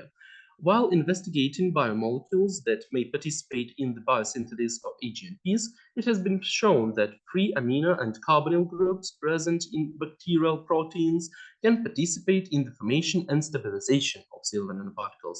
Additionally, OH, CH, and NH groups of proteins can bind to silver ions and participate in their reduction and nanoparticles formation. Regarding the mechanisms of biosynthesis of AGNPs using cyanobacteria, it has been shown that aromatic compounds, alkenes, amines, and amides can participate in the reduction of silver ions and the biosynthesis of nanoparticles, as well as contribute to their stabilization. Yeasts can also be used for the biosynthesis of silver nanoparticles. It is believed that proteins, amino acids, enzymes, vitamins, and polysaccharides act as reducers and stabilizers of AGNPs. The most widely accepted mechanisms of silver nanoparticles biosynthesis using yeasts involves NADH-dependent nitrate reductase. It has been established that the reduction of silver ions occurs through the transfer of electrons from NADH. Subsequently, the stabilization of AGNPs occurs due to the presence of biomolecules in the reaction mixture. It is worth of noting that the application of yeasts for nanoparticle biosynthesis has several advantages comparing to the use of other biological objects, considering the process duration, absence of need in special biosafety tools, and how simple in use the yeasts are. This is why we decided to use yeast for silver nanoparticles biosynthesis, namely mutant strain of Saccharomyces cerevisiae. Mutant strain was produced using the ultraviolet irradiation effect on S. cerevisiae M437 yeast. Obtained yeasts were cultivated on natural YPD medium and synthetic reader medium for 24 hours, after which cells were harvested by centrifugation, washed thrice to get rid of culture medium remnants, and were incubated in bitter still water for 72 hours, and then cell-free extract was obtained. For the biosynthesis of silver nanoparticles, argentum nitrate was added to the samples of cell-free aqueous extract to reach the final concentration of 0.5, 1.5 to 2.5, and 3 millimoles, and incubated in static conditions at 30 degrees Celsius. Sorry, can anybody hear me? Is it okay? It's okay. Or we are? It's okay? Yes. It's okay. So let's continue. The formation of silver nanoparticles was confirmed by the change in reaction mixture color from transparent to dark brown. With the same aim, spectroscopic analysis was used. As a result of measuring the absorption spectra of the investigated solutions, we obtained the following data. Synthesis of silver nanoparticles was observed in all tested samples, but the fastest biosynthesis with the use of cell-free mutant yeast extract grown on reader's medium occurred in samples where the final concentration of silver nitrate was 0.5 millimoles. Biosynthesis was somewhat slower in samples with the final concentration of 1.5 millimoles. The same tendency can be observed in the samples where the cell-free extract of the mutant yeast, which was cultivated on the YPD medium, was used. Despite the fact that the highest value of light absorption was recorded in samples with a final concentration of argentum nitrate of 2.5 millimoles, obtained peak is quite broad, which may mean the formation of large silver nanoparticles or their agglomeration.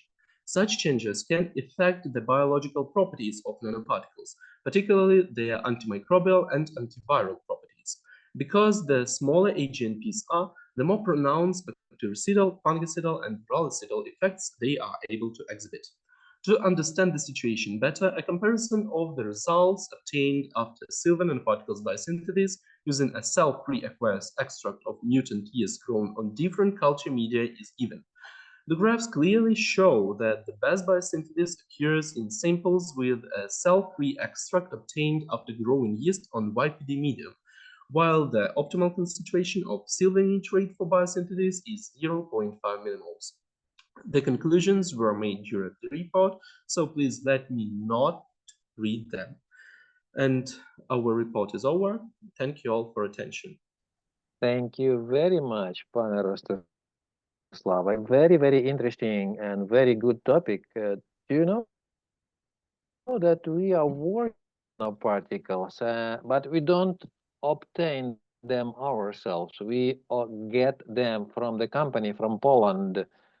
And that company, maybe they are interested in your experience in green synthesis. So, okay, maybe some questions. Yes. Yeah, Alexander. Yes, Pan Alexandra, yes. Thank you very much for perfect presentation.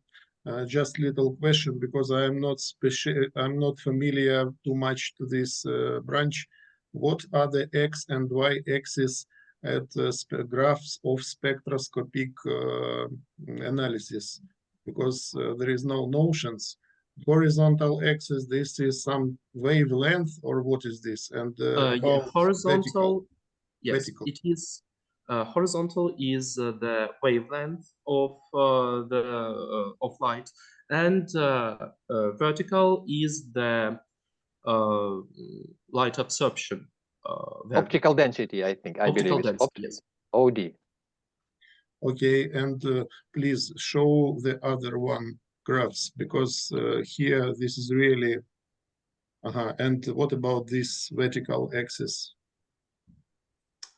So the higher the value of optical density is, the more nanoparticles in our solutions we can observe. So that is the greatest, the most major meanings of the spectroscopic analysis. Excuse me, one question, little else. What is the measure unit of this optical density? It's optical density. It's one. I'm not a presenter.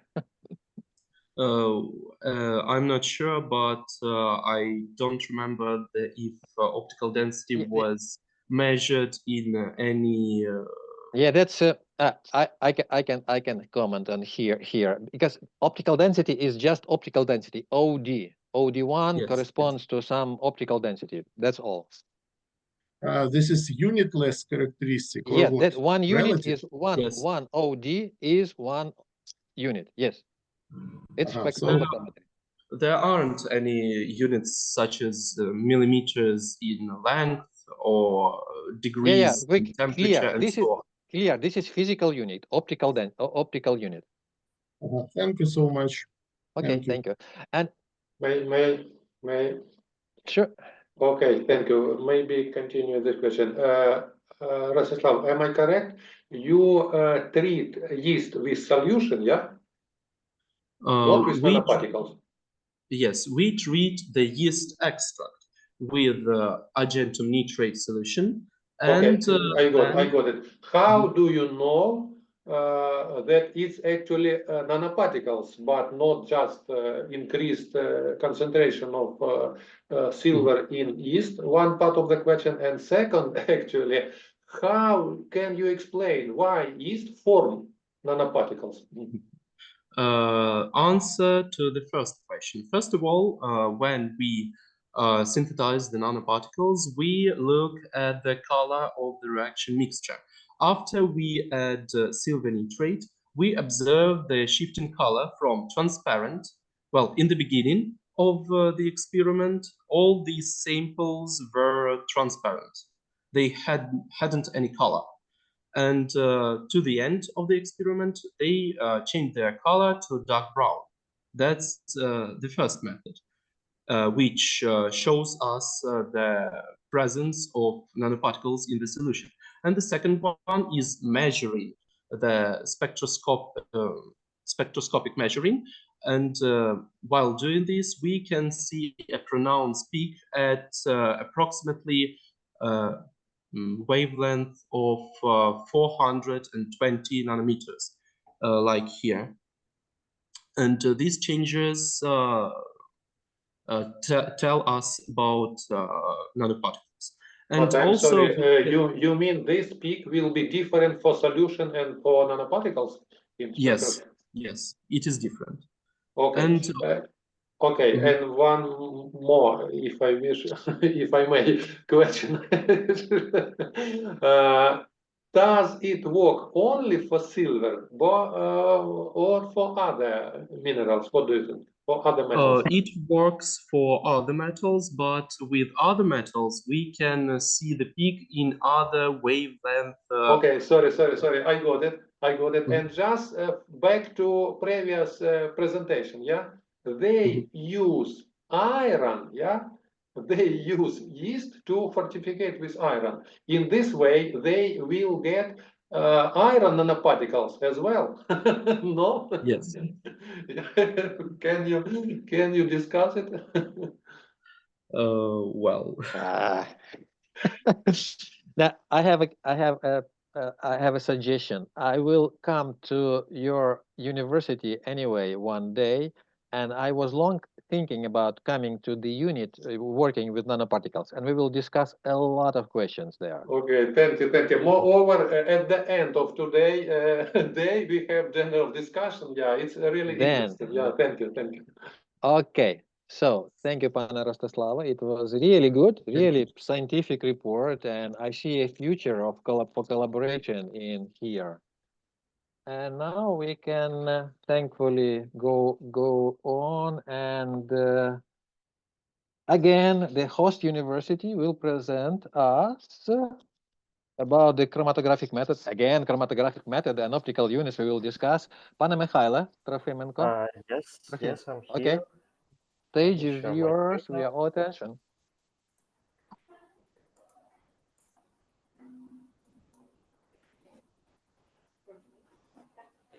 Yeah, we can see. Can you please open it? Yeah. Okay. Done. And приховати. Can you click приховати? Yeah. Yes, thank you.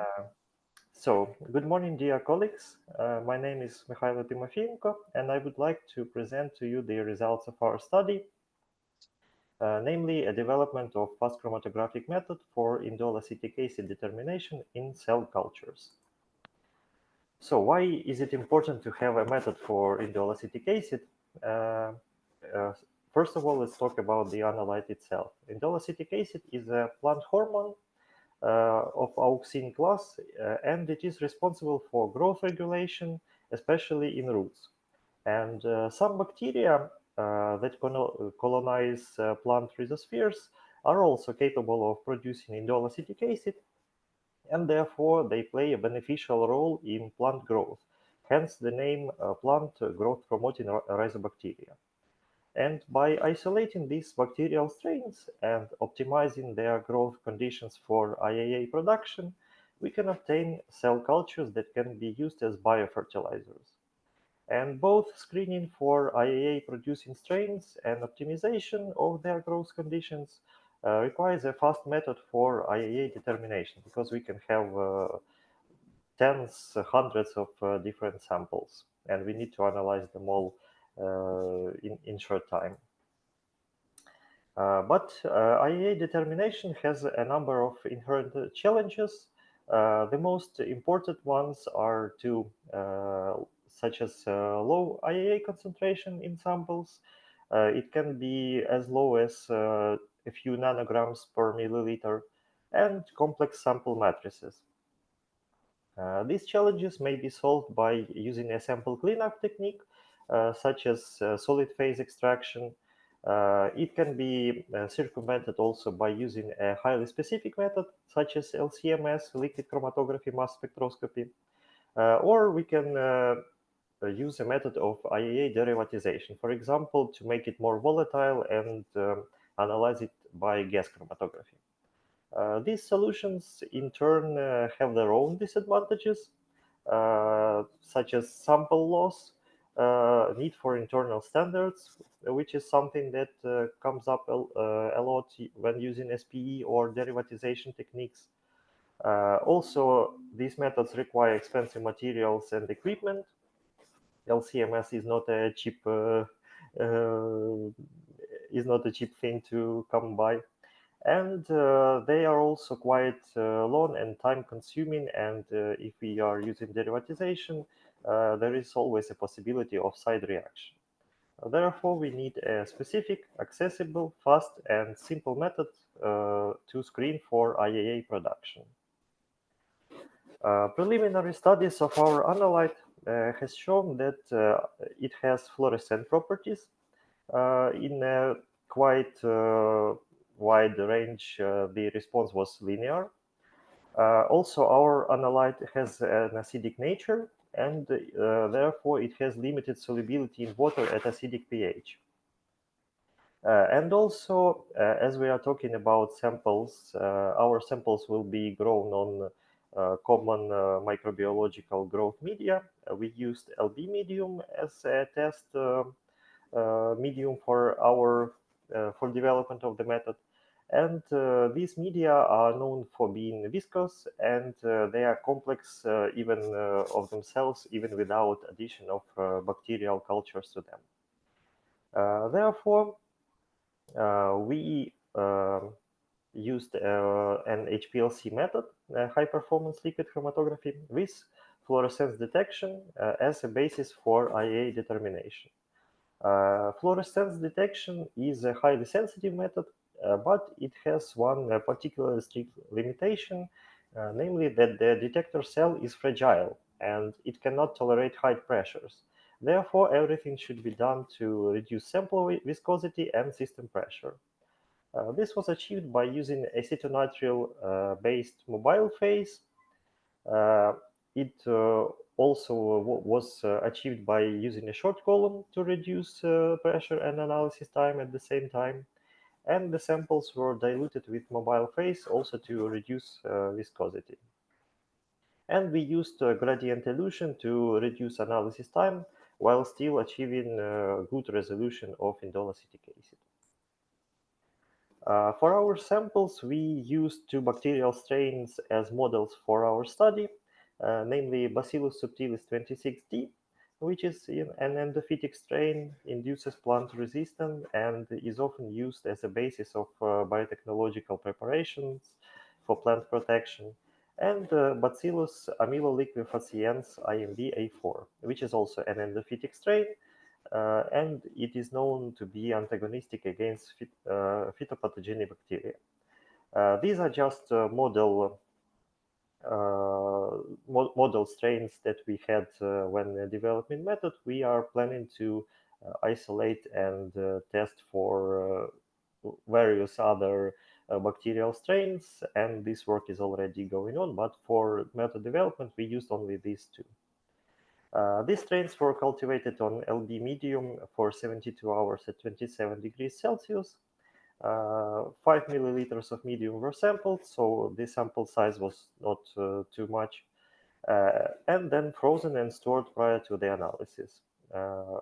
Just before the analysis, the samples were thawed, then sonicated to disrupt the cell walls and liberate indole-acetic acid into solution. Diluted 10 times with initial composition of mobile phase so that the sample is not as viscous and concentrated. Then centrifuged to remove any particulate contamination that could come from the cell culture itself, and then filtered through 22 micrometer filter to reduce particle contamination as well. The method parameters that we have developed in the end can be shown on this slide. In short, we use a short column, only 50 millimeters, with reduced particle size, 3.5 micrometers to increase its efficiency. And we used acidic mobile phase with acetonitrile as an organic modifier with high organic content towards the end of the chromatogram to elute strongly retained compounds. And total analysis time was about 8 minutes per one injection, so it was quite a fast method. The method was also validated in accordance with ICH recommendation. It was found to be linear in a wide range from 0.01 milligram per liter to 15 milligrams per liter, which is the range of expected IAA concentrations in both screening studies and optimization studies.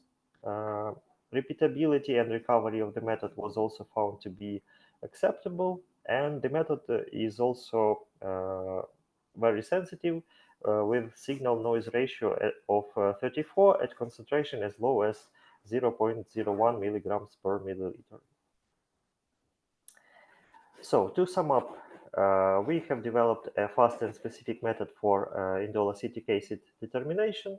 We tested it on 2 bacterial strains using minimal sample preparations, and method was validated and found suitable for its intended purpose. Thank you very much for your attention.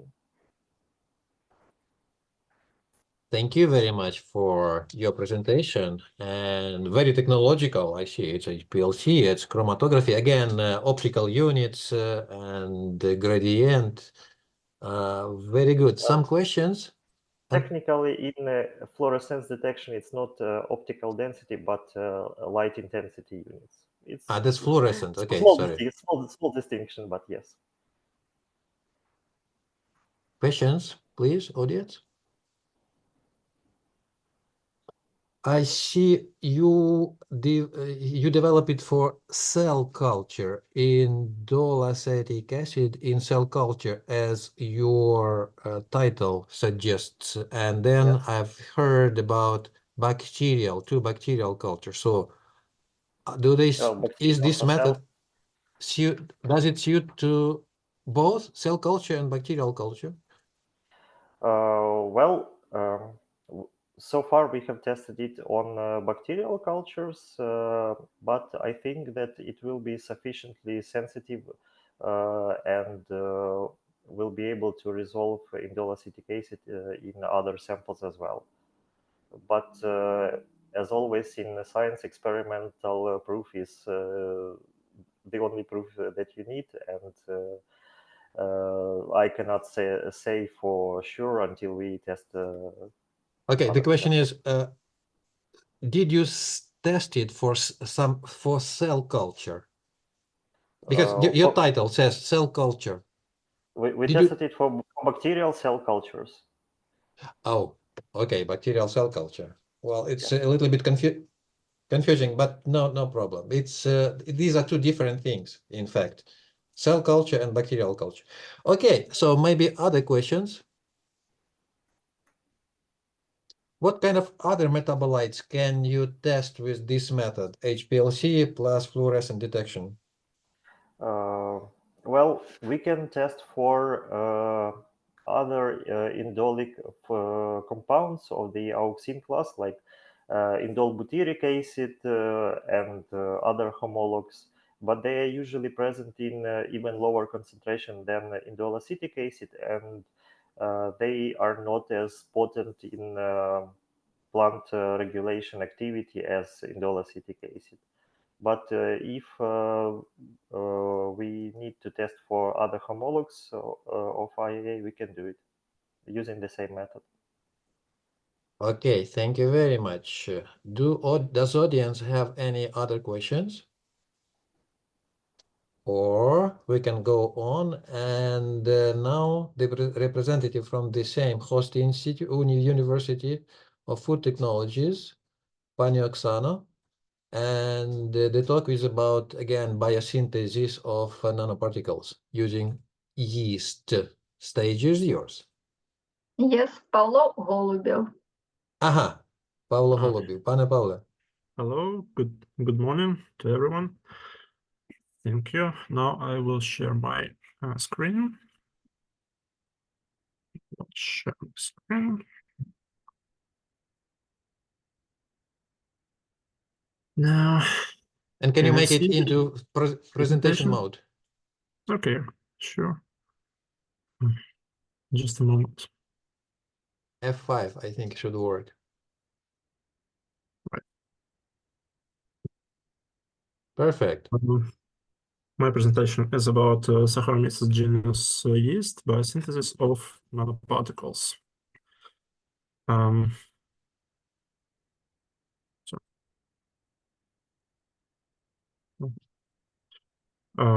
Currently, different methods are used for nanoparticle synthesis, and more are to be used in future. All existing methods are divided by scientists in according to principles used in process. There are three major types of nanoparticle synthesis. They are chemical, physical, and biological.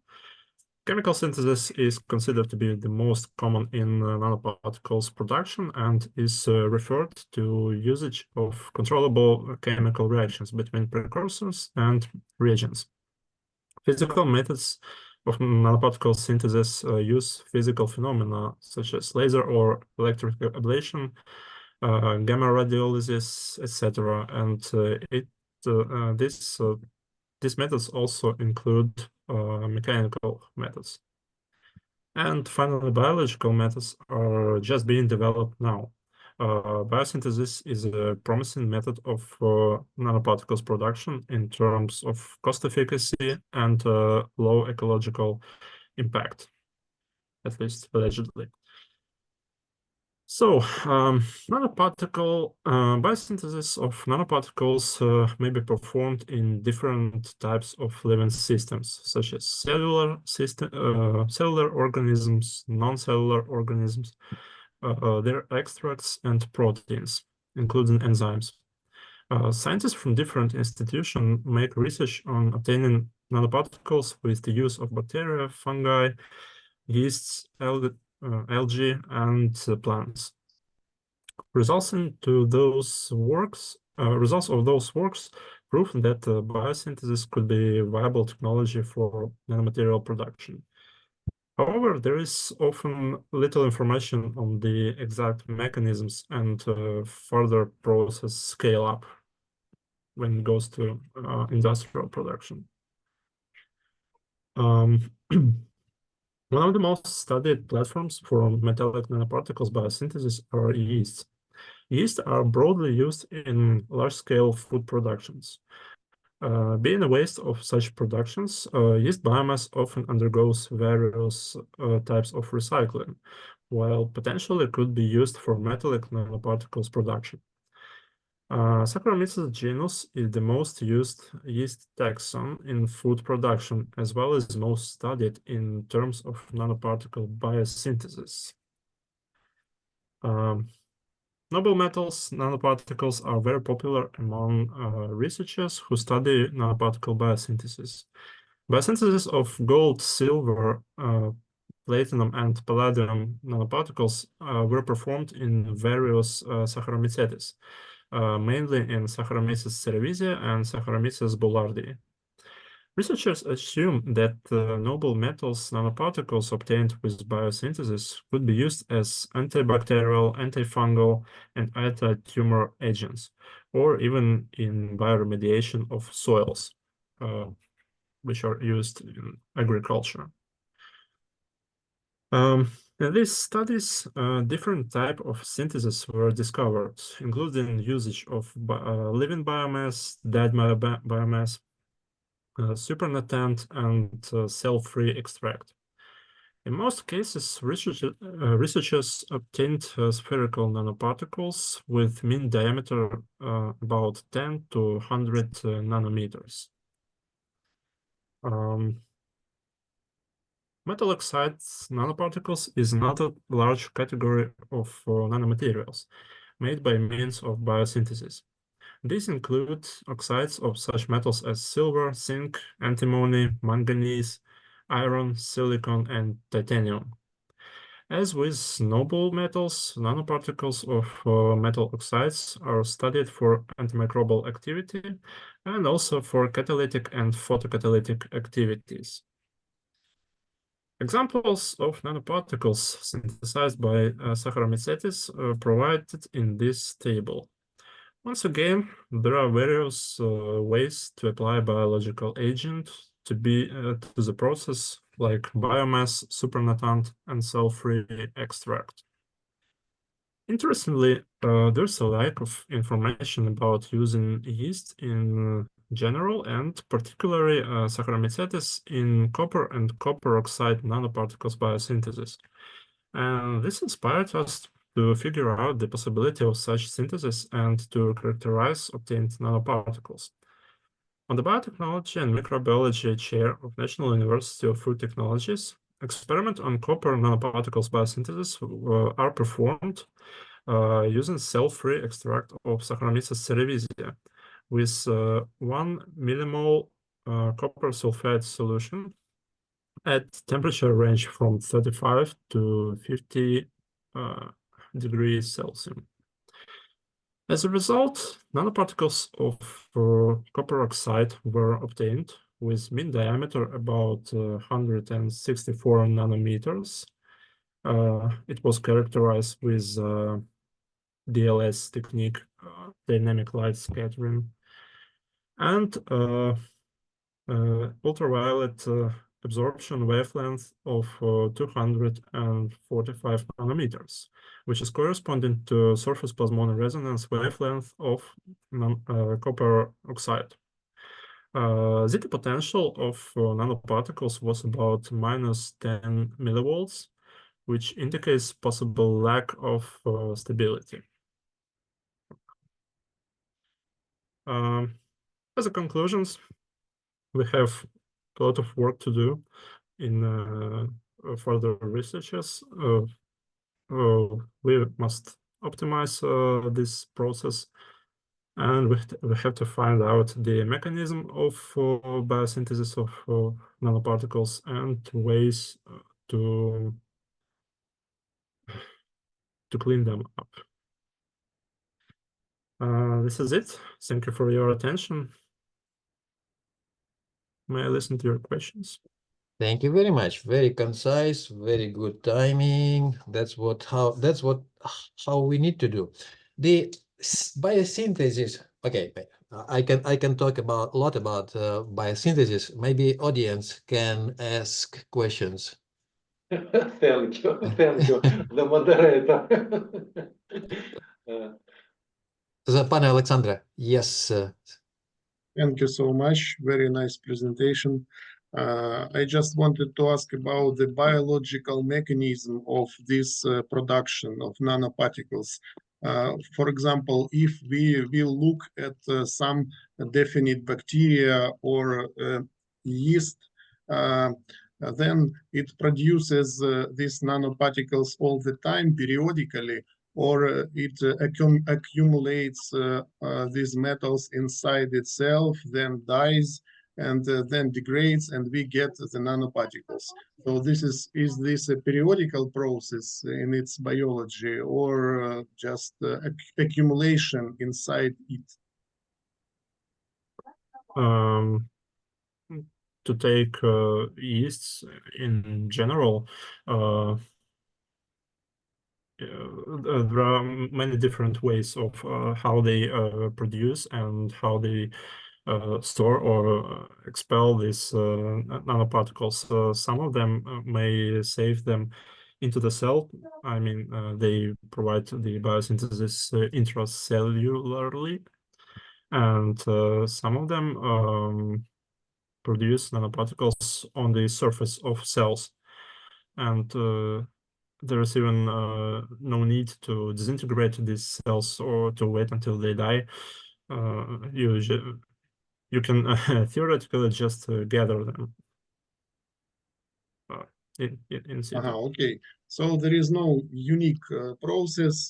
This different ways to get this. There's no a single process. There are many various processes of how nanoparticles are obtained in living systems, more specifically in yeast. Okay, just one little question, please. And what do you think about the productivity of this process?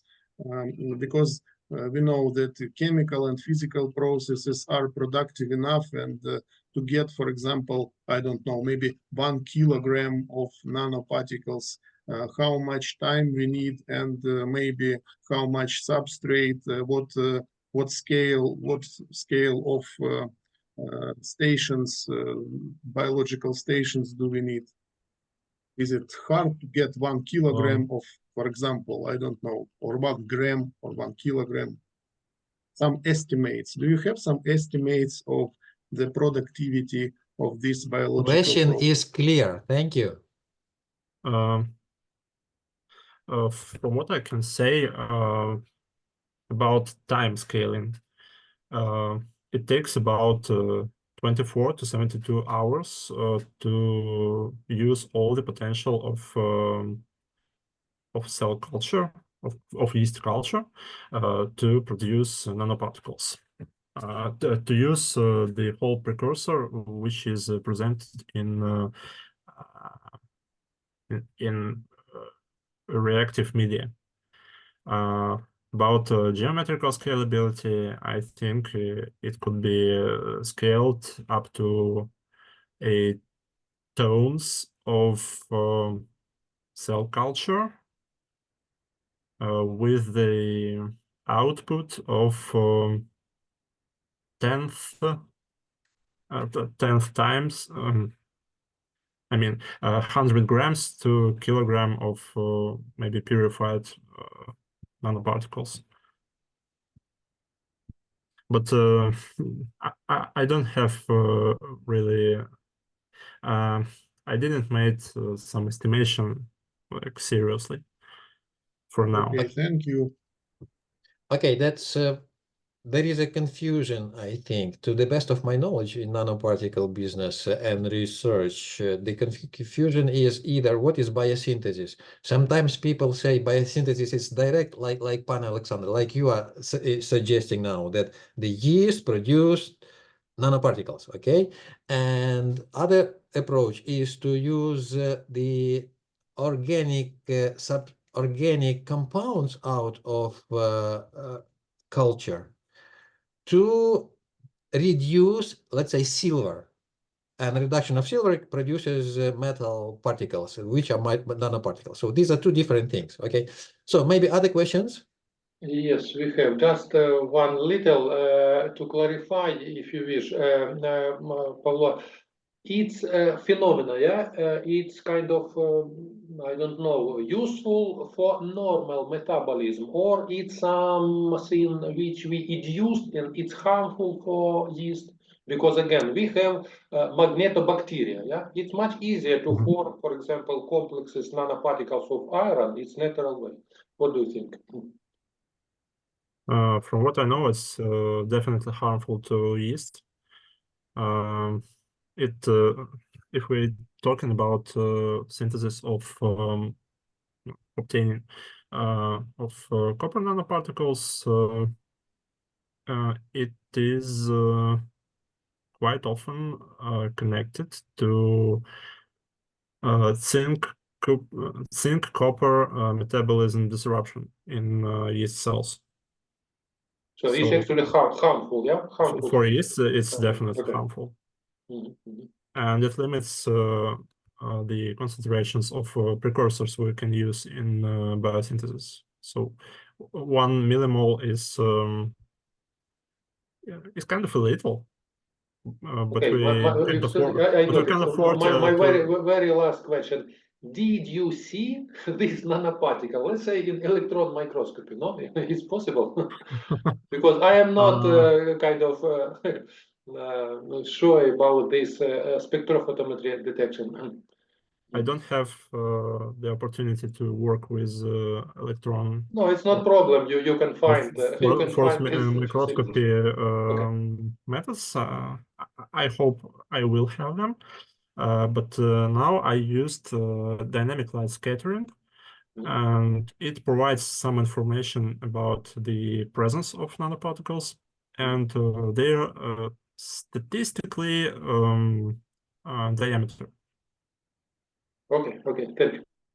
Okay, very good, very good. And I like these scientific discussions. And Paul, if you are not having access to microscope there, just come to Suma and we can make extraordinarily good SEM pictures together. I mean, scanning electron microscopy and transmission electron microscopy pictures.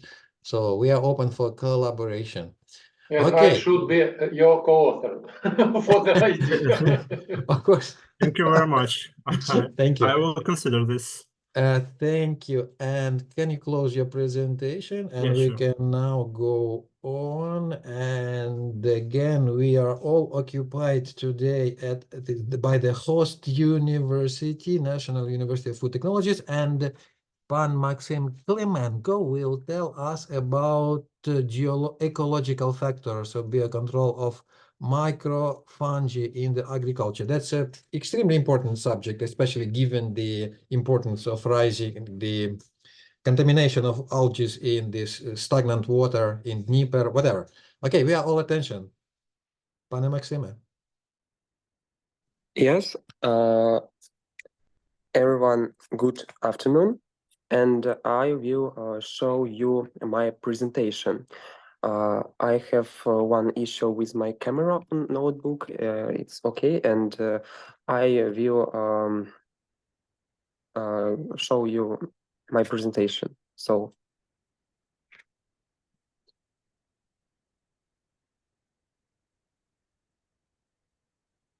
I just take an account from my notebook to this conference.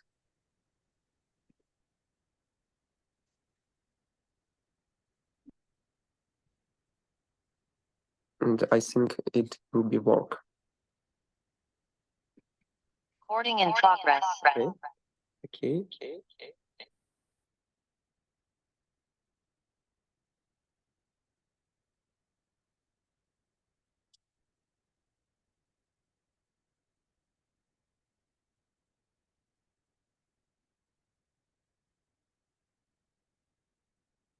Can you see my presentation? Yes, we can, but can you if you make it in the presentation mode, it would be even better. Okay. 1 second. I will. Yes, now perfect. You can go on. Okay, super. Thank you. And today I want to introduce you about killer yeast as an important ecological factor for biocontrol microfungi in the agriculture. So, every year, worldwide fungal decay of fresh fruit and vegetables often results in significant economic losses. Synthetic fungicides, which have traditionally been used to effectively control phytopathogens, have caused environmental and human health problems.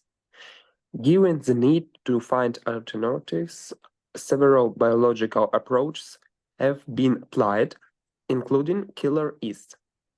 Post-harvest fungal diseases of fruits and vegetables cause significant yield losses, ranging from 25% in industrialized countries to 50% in developing countries.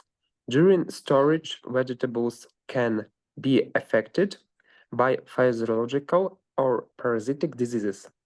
The former is caused by non-compliance with the storage conditions for vegetables as well as improper agricultural practices. Parasitic diseases develop as a result of the activity of microorganisms such as fungi and bacteria. On this slide, we can now see examples of phytopathogenic fungal diseases of crops and plants.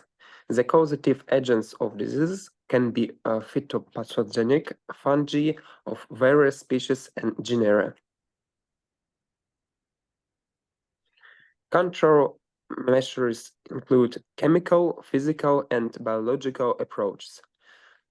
Fungicides are most commonly used to control fungal infections of field crops, as these chemically synthesized compounds are fairly cheap, can be stored for a long time, and are quite effective. However, their routine use raises concerns because, in addition to treat the human health and the environment, resistant pathogenic fungal biotypes are emerging in parallel. A number of microorganisms have been identified that can protect fruits from fungal infections, including bacteria, filamentous fungi, and yeasts. The latter have a distinct advantage over the others because their nutrient requirements are quite simple. They can be easily grown in high quantities using inexpensive substrates. They aren't harmful to humans and the environment or fast food. And last but not least, the target organisms are unlikely to develop resistance.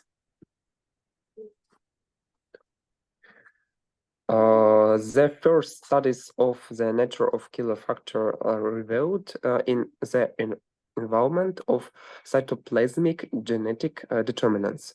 The double-stranded RNA, dsRNA associated with virus-like particle, was proposed and approved as the genetic basis.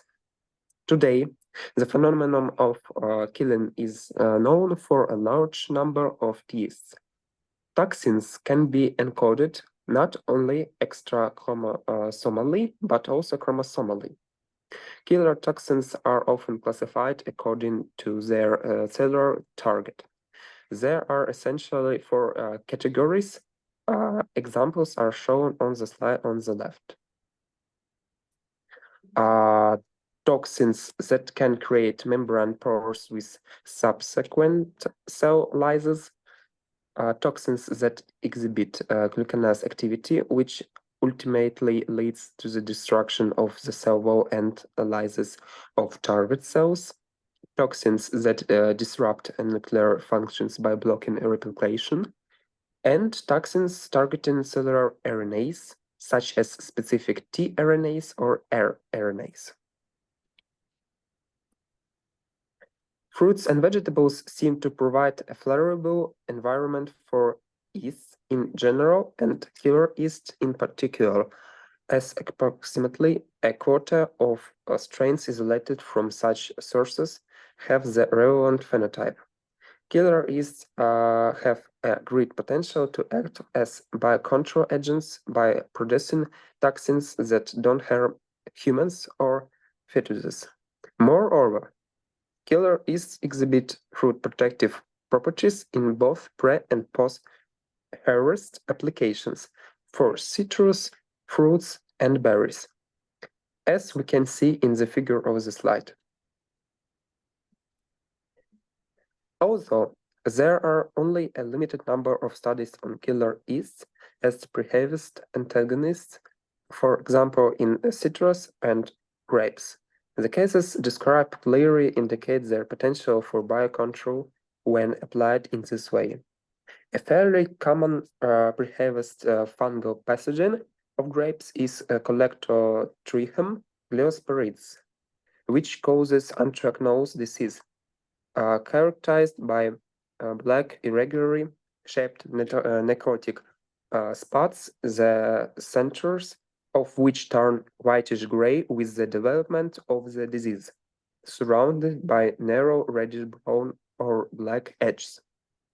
To combat anthracnose, grapes are regularly treated by fungicides such as fluoxetinem and chlorothalonil. Only relatively recently, 3 killer yeast strains have been isolated that exhibit effective antagonistic activity against the anthracnose pathogen.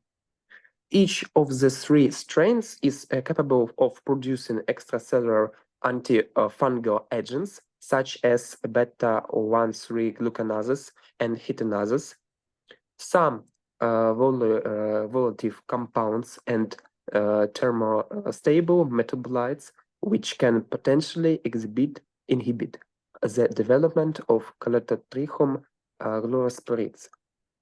In addition, these strains were able to colonize wounds and stably maintain vital activity on the surface of berries. Moreover, each of them was able to inhibit the germination of spores of the phytopathogen. The figure at the bottom of the slide shows election micrographs of the interaction of killer yeast Vickerhamomyces anomalus and Merizoma guillermondii with Collectotrichum gliosporides hyphae after 4 days of incubation and 28 Celsius. Hyphae of Collectotrichum gliosporides colonized by yeast in figures C and D, and the loss of turgidity of hyphae colonized by yeast in figures E and F. The use of killer yeast as an important ecological factor for the biocontrol of microbial pathogens in agriculture is promising compared to chemicals and fungicides. Their practical application can be seen in the color image of a lemon wound inoculated with the killer yeast Candida lusitania, taken with a scanning electron microscope, and undrominated spores of the citrus phytopathogen Penicillium digitatum, green dots on the picture. On the right, we see an infographic of the impact of pre- and post-treatment of papaya fruit with weaker Hamomyces anomalous and Merizima guillermondi on the progression of lesions caused by Callitrichum gliosporides. All of these graphs clearly demonstrate the effectiveness of killer yeast cultures in the fight against micromycetal fungi. The Department of Biotechnology and Microbiology studies and isolates killer yeast strains of Saccharomyces cerevisiae from various sources of their existence: fermented milk products, salted seawater, brine of sour apples, and cabbage wine. After the yeast is isolated from the above products and their biomass is accumulated, Saccharomyces cerevisiae cultures are tested for killing activity against the yeast of the test cultures. It's Candida scotti, Candida tropicans, Candida utilis, Rhodotora glutinis, Trichasperon codatenum. In figures 1, 2, petri dishes, we observe the growth in the middle of the isolated yeast culture and its interaction with other test yeast cultures. Conclusions of the report. I would ask permission not to read them out. Thank you very much for your attention.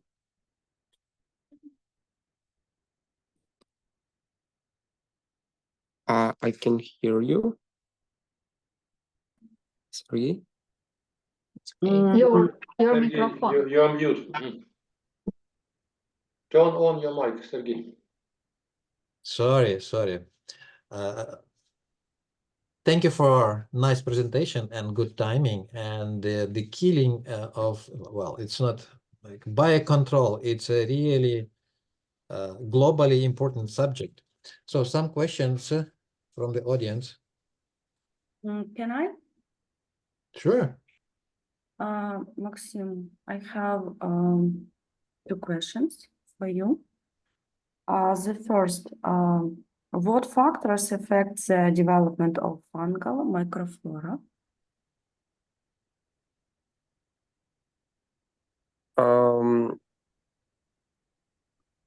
If I understand you, they killer yeast cultures are just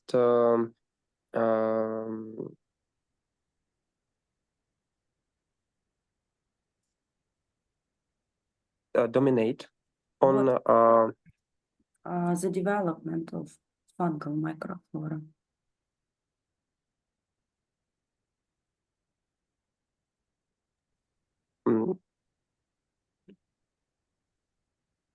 Can you please? I can comment on that if you may allow me. It's the development of fungal microflora depends on conditions like the availability of nutrition and the competing and availability of competing microorganisms. And in this respect, killer yeasts, they are very important because they can overcome others, unless there are some other killing organisms which compete with them.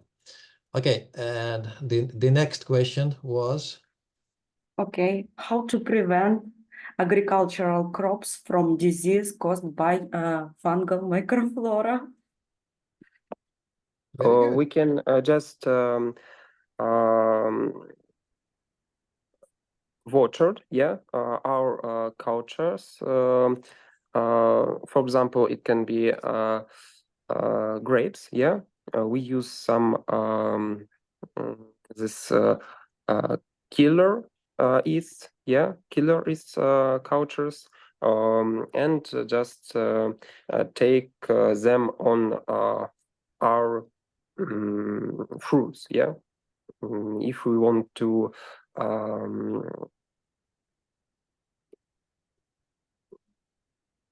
to take down fungal fungi and other microorganisms. Very good. Very good. May- It's a may- very may- important subject. Sure. Go on. And Maxim, thank you, really interesting. It's just the stage of research, or we have some practical application, I mean, over the world, this killer yeasts? I know about information that killer yeasts cultures, already used, in practice on in agriculture, on fruits, on plants, in countries like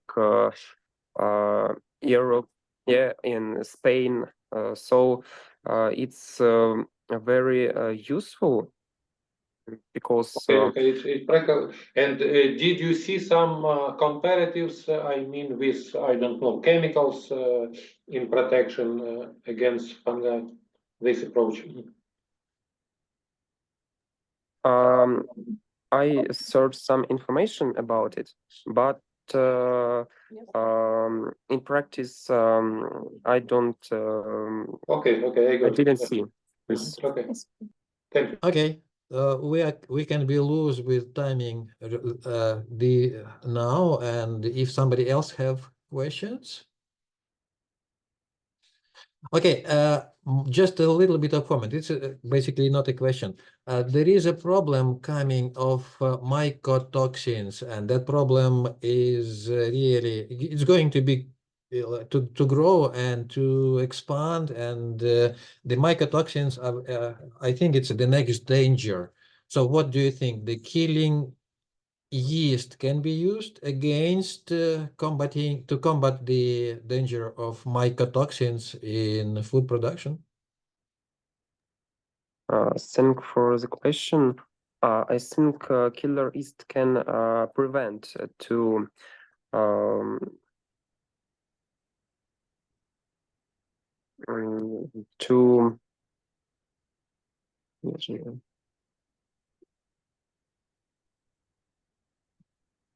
Okay. It can help. It can help.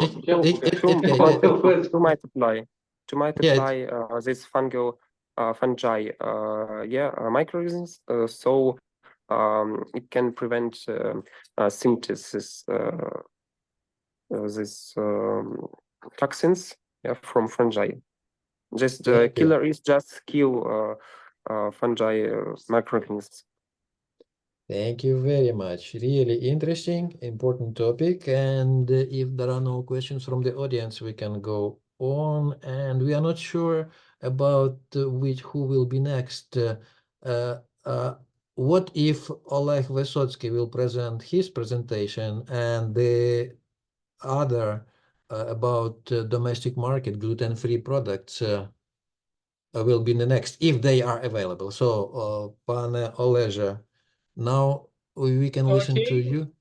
I'm fully ready. Give me a minute to start my presentation. 1 second. So, do you see the presentation? Yes, yes, we can see it. And are you hearing me well? Yes, are you Yes, hearing me? we are. Everything is fine. Go on. Okay, so good afternoon, colleges. My name is Oleg Vysotsky, and my presentation will be related to the agrobiotechnology sector, namely the use of symbiotic nitrogen-fixing nodal bacteria. In particular, it can be said that efficient and cost-effective cultivation of legumes by using biofertilizers based on symbiotic nitrogen-fixing bacteria can help solve the problem of malnutrition and protein deficiency in the diet, as well as significantly reduce carbon dioxide emissions from livestock enterprises through a gradual transition to alternative source of complete protein. Also, the use of high-quality bacteriological inoculants for pulses increases yields on all types of soil, reduces the need reduces the need for mineral nitrogen fertilizers for both chickpeas and subsequent crops. So, I've analyzed several scientific articles related to the experience of growing chickpea with nodal nitrogen-fixing bacteria in African, Asian, Australian regions and Ukraine to analyze the current experience, benefits, yields, results, and efficiency of biofertilizers based on different strains of the bacterium Rhizobium caesare. You can see the illustration in this slide is a simple image how nitrogen fixation is occurring. You can see that in these small nodules on the root of the plants, there is a nitrogen from the atmosphere fixed in some urea compounds inside of bacteria, and these urea compounds carrying into the plant's organ system. And in general, in the technology of chickpea cultivation, a bacteria inoculant containing Rhizobium caesare species is often used.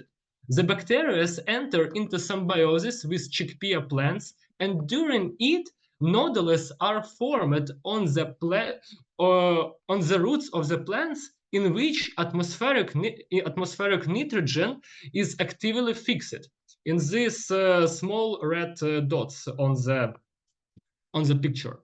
The high activity of nitrogenase complex of Rhizobium caesare can potentially provide the plant with 85% of nitrogen compounds, which is potentially sufficient for the full development and high yield on soils with optimal nitrogen content, which calls into the question the feasibility of using nitrogen fertilizers in the process of growing this crop, as their excessive application leads to soil mineralization, suppressed soil microflora, and lower soil pH. In addition, it is worth noting that nitrogen-fixed bilegumes is not so susceptible to leaching. It has been shown that only from 15% to 40% of nitrogen fixed by legumes is leached out in 6-9 months, while the loss of applied mineral fertilizers is more than 70% for the same period of time. This makes the use of chickpea inoculates with Rhizobium caesare strains a profitable precursor that can potentially reduce the use of mineral nitrogen fertilizers for the next crop from 40 to 60%.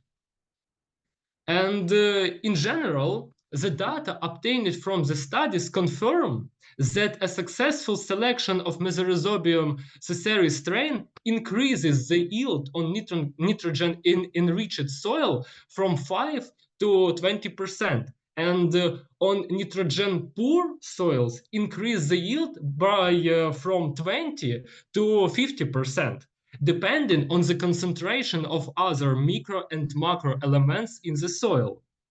Studies screening that many strains have shown that the key role in the efficiency of nitrogen fixation, yield increase, and resistance to adverse physical and chemical influences is the level of affinity between Rhizobium caesare and chickpea plants, which is expressed in the structure of nodulation proteins and the structure of bacteria exopolysaccharides that initiate bacteriotaxis in the root tissue of chickpea plants, increasing the competitiveness and nodal number per plant. As you can see in the diagram, there is a fairly large variation in the valleys, which is explained by a fairly large variety of Rhizobium caesare strains that can successfully interact with some chickpea varieties, but not at all with other chickpea varieties. So it is worthwhile to periodically screen the ability of industrial strain to symbiosis with new and old chickpea varieties. because this ability to symbiosis can be lost through generation of these bacteria. In the case of effective symbiosis on the infertilized soil, up to from 60 to 70% of the yield increase can be obtained, but this requires a developed system of breeding new strains. As can also be seen from the graph, African, Asian regions and Ukraine showed higher results than Australia, most likely due to the active selection of new strains in these regions over the past decade, which indicated the importance of this kind of research. An example is the work of Ukrainian scientists who have identified two highly efficient strains over the past few decades that have shown consistently high result on wide range of current chickpea. And you can see this a small table which show you a couple of strains of Ukrainian strains of Rhizobium caesarea bacteria, and you can see this ND64. This strain shows sustainable, efficient in a very huge amount of chickpea varieties. So, and as a conclusion of my speech, I can say that the further development of strain selection and a deeper study of the nature of Lydium rhizobial symbiosis will allow to obtain new highly productive strains of Rhizobium caesarea, which will allow to obtain high yields of chickpea at low production costs, which in turn will provide an affordable source of complete protein for low-income populations and new plant products of deep processing for wealthier segments, which will reduce carbon dioxide emissions and increase food security in the world. So, thanks for your attention. I'm open to your questions. Thank you very much. Very interesting. And again, very valuable topic for the sustainable development. Audience, are you interested in giving questions? May I? Okay, sure. Yeah, thank you, Oleg. I just realized it's a kind of analytical, yeah? Yeah, it's analytical research. Okay, how do I understand? They just now practically apply this adding these bacteria, I mean, in which way? With fertilizer, or it's only a kind of experimental approach, or what? How we can enrich really soil in industry scale? Yeah, it is in Ukraine. In Ukraine, we have some industrial strains, and lots of types of these biofertilizers are actually producing in Ukraine, and it's very useful. But the general problem is we need to always search a productive strains, because with generation, these bacteria can lose the ability of provide symbiosis with some chickpea varieties, and we have lots of problem with, for example, some Rhizobium caesarea strains can do this symbiosis with some certain chickpea varieties, but and we need to know when we are buying these inoculants from some industrial producer, we need to certainly know that this inoculant will be suitable for our chickpea plants. But unfortunately, this information is not is not presented, and it's a very thank you. Like, one more clarification. It's just for this chicken piece, or maybe for other beans as well, or what? In general, this Rhizobium caesarea is about only chickpeas, but in general, we have lots of types of this Rhizobium bacterium, and we have bacteria for soya, for peas, for lots of another beans, and almost every type of beans has his symbiotic bacteria. Okay. And it's actually the problem. We will add one agriculture operation, yeah, for introducing this bacteria into the soil. Am I correct? Yeah, but we can avoid to addition mineral fertilizer, like, I don't know, urea or some another type. We can use just, if the strain is effective, we can use just only this strain and avoid using mineral fertilizers for this. I got it. Yeah, thank you. Okay, thank you. Any other questions? Let's say you spray the chickpea plantation with your artificial, let's say artificial rhizobium, and it will, but the originally that all leguminous plants, they do have their own nitrogen fixing microflora. So do you think they will compete? And what will be going on? Well, it's a very interesting question because, for example, if you are growing this some type of legumes the first time in your soil and no one type of legumes was not grown in this soil before, you can inoculate with just your industrial strain, and in the soil will be presented only this industrial strain. Because, for example, in Ukraine, there is no his own aborigine strains. All the strains was inoculated, was cultivated in the laboratory. But for example, for Pakistan or India, there are lots of types of his aborigine strains, and they really have this problem of competition between lots of strains.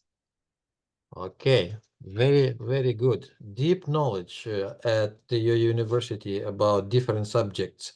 Thank you. And if there are no other questions, then we can go on, and we still have presentations about the domestic market of gluten-free products. Are you here with us, Anastasia Riznik and others? They did not, they were not available some time ago, and they are still not here. No. She has problem with connection. Okay, so meanwhile, maybe they will solve the connection problems, and we can now turn out of the University of Food Technology, the kind host of the conference, to other continent.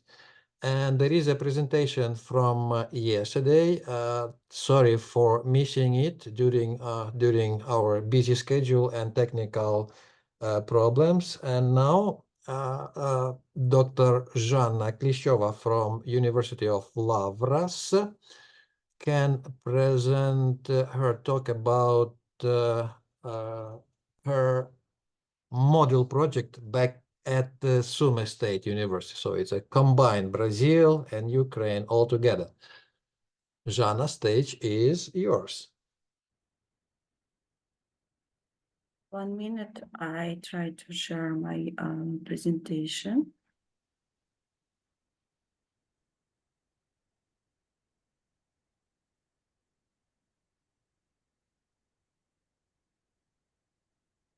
Very good.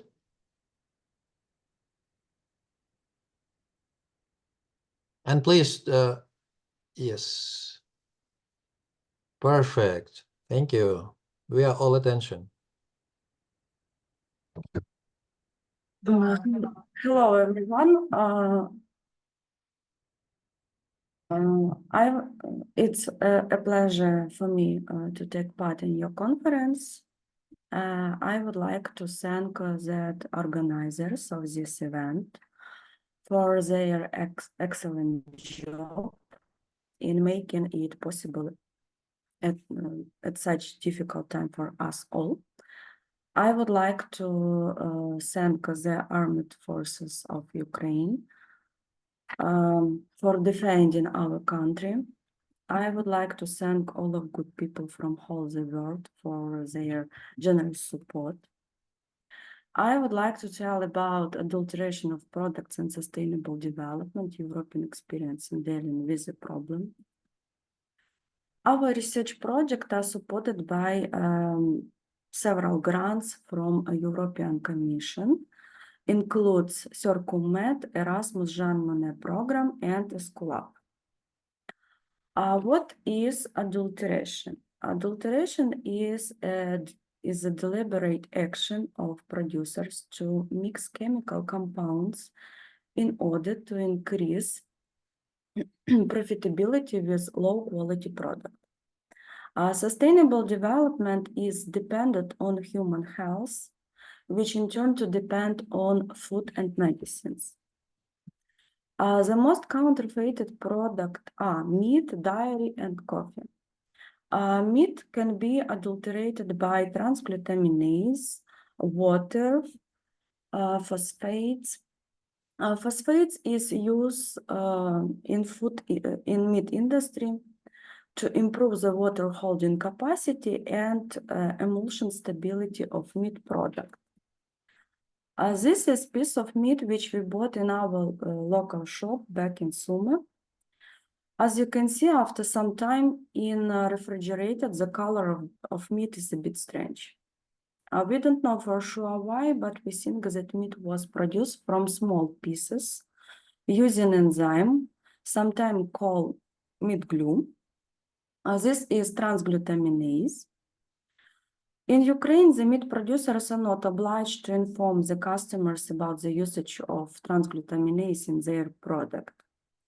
And this could be the case of misinformation of the customers. Adulteration of dairy products. One example of dairy products adulteration can be from former Soviet Union when dairy industry accepted milk from small individual cow owners. They used to add washing powder in their milk to increase the readings of the protein content of milk. We no longer have this problem. However, they still some cases of human poisoning caused by the consumption of adulterated products. One such case was reported in China 2008 when producers used melamine for adulteration of powder milk. Melamine is a chemical compound that has a number of industrial uses, including the production of laminate, glues, dinnerware, and plastics. Melamine used to adulterate the milk product. It has a high percent of nitrogen. It gives false positive result, especially when protein is measured by ammonia releasing assay and making melamine an attractive milk adulterant. And actually, it's powder of melamine looks similar to the milk powder. It's not easy to distinguish it without any additional methods and equipment. Producers often use a colorant to make their food more attractive. This is titanium dioxide. It has a white color, non-toxic, chemical stable compound, also known as 100E71, is a very commonly used as a white colorant in food, but also in paints, coatings, pharmaceuticals, cosmetics, and even in toothpaste. A sugar powder can be whitened with titanium dioxide. Titanium dioxide is used in many food. Some estimates that suggest that up 900 products contain titanium dioxide. It even found in some seemingly healthy cheeses and some skimmed milk brands too. Here is assortments of foods that have been whitened with titanium dioxide, including soups, sauces, some cheese, confectionery cream, and even pet food. Here is a list of banned food adjectives. As you can see, the brominated vegetable oil, potassium brominate, propylparaben, and red dye, number 3, have been banned in the United Kingdom, European, and California. In contrast, titanium dioxide banned only in Europe. It's still widely used in food industry, cosmetic industry, and bakery industry. Adulteration of coffee. Once I noticed that grounded coffee powder cost less than coffee beans. And why? In fact, ground the beans to produce coffee powder is a technical step which should increase the price. But the answer is maybe in grinded coffee powder, we have not only coffee, but coffee with something else, just to increase the volume. Coffee is the most counterfeited product out there, green coffee to be exact. Common filler ingredients in ground coffee are wheat, soya bean, brown sugar, rye, barley, corn, acai, and chicory. In European countries, the quality of food products strictly controlled by main two bodies, namely European Food Safety Authority and European Food Fraud Network. Our research project is studied to such cases and to inform the public about possible adulteration of food and pharmaceutical products. Thank you for your attention, and together we stand. Thank you very much. Very, very, very appetizing on the one hand, but discouraging on the other. So, audience, I think everybody is interested in high quality food, and we have a lot of questions. May I? Sure. First of all, Zhanna, thank you that you are with us. And I guess it's about 6 a.m. Or something in Brazil right now, yes? Okay, thank you. My question, how do you estimate? It's in most cases, it's easy or it's hard to detect this cheating in general, let's say, meat, in dairy product, in general food products? It depends on situation. Actually, if your customers, it's of course we can point at. No, I'm sorry, Zhanna. I mean, if we have equipped laboratory, I mean for authorities, not for customers. I think yes, it's difficult because most products contain some adjectives which is really difficult to isolate it, and it's need to use some rich equipment, and it's not easy actually. So it means that in many cases we may have it even without chance to be sure that it's okay. Yes, no? No. No. No. You are optimistic, yeah? Yes, I hope. We trust our producers. Okay. Okay. Thank you. Any other questions? And talking about, let's say, coffee, it's really strange to see that coffee powder costs less than coffee beans. And this means that there are some additives there, including maybe including like bark from the trees, not necessarily chicory or barley, as you pointed, but maybe something less edible.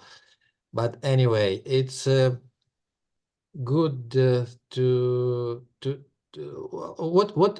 what do you think? How difficult to distinguish like ground coffee and coffee which is with the some additional ingredients? I think that yes, it's difficult to distinguish because when they use some additional components to adulterate the coffee, they actually have the same color. And actually, we can distinguish it only when we try it, when we test and we understand that coffee is tasteless, odorless, and of course, this adulterated product caffeine-free. And I think that it's not what actually we want when we buy coffee in supermarket.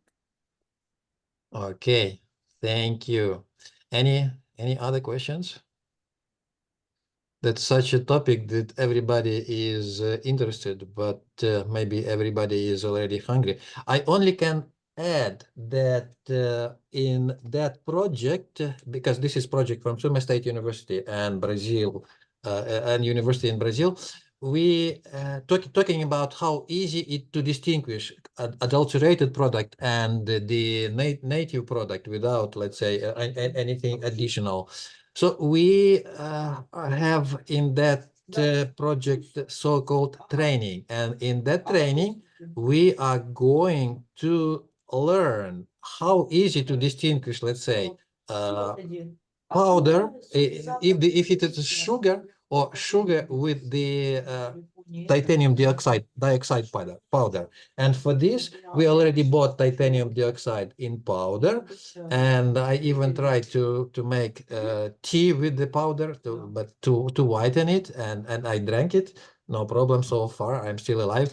And let's say just here we have glycerol, like additive, the food additive, and sodium glutamate, also additive. And in that training, we are going to demonstrate and to learn ourselves how it tastes. Let's say how glycerol is supposed to be sweet. So how sweetness of glycerol is different from the sweetness of sugar, and so on, and how the food, let's say the pasta which we with salt or with the sodium glutamate, how it is how it is to the taste. I'm telling it to you because mostly you are from University of Food Technology, and maybe you can suggest to do something else in our training. So we are open to accept your experience. You mean to taste something else? No. Okay. Just back to your project. What are you aiming to provide some guidelines for customers, or what? What will be the final result? Guidelines, it's too much to say because that's the legislation related. No, But no, we I would mean like some to practical recommendations for customers. No? Well, we still don't know, but we would like to learn ourselves how the sweetness of, let's say, glycerol, where is it easy to distinguish by taste, tea with glycerol or tea with sugar, and to tell others that just pay attention what you eat, what you buy. That's our minimal goal, and the guidelines, it's too much to imagine now. But maybe in future we will develop guidelines, okay? Okay.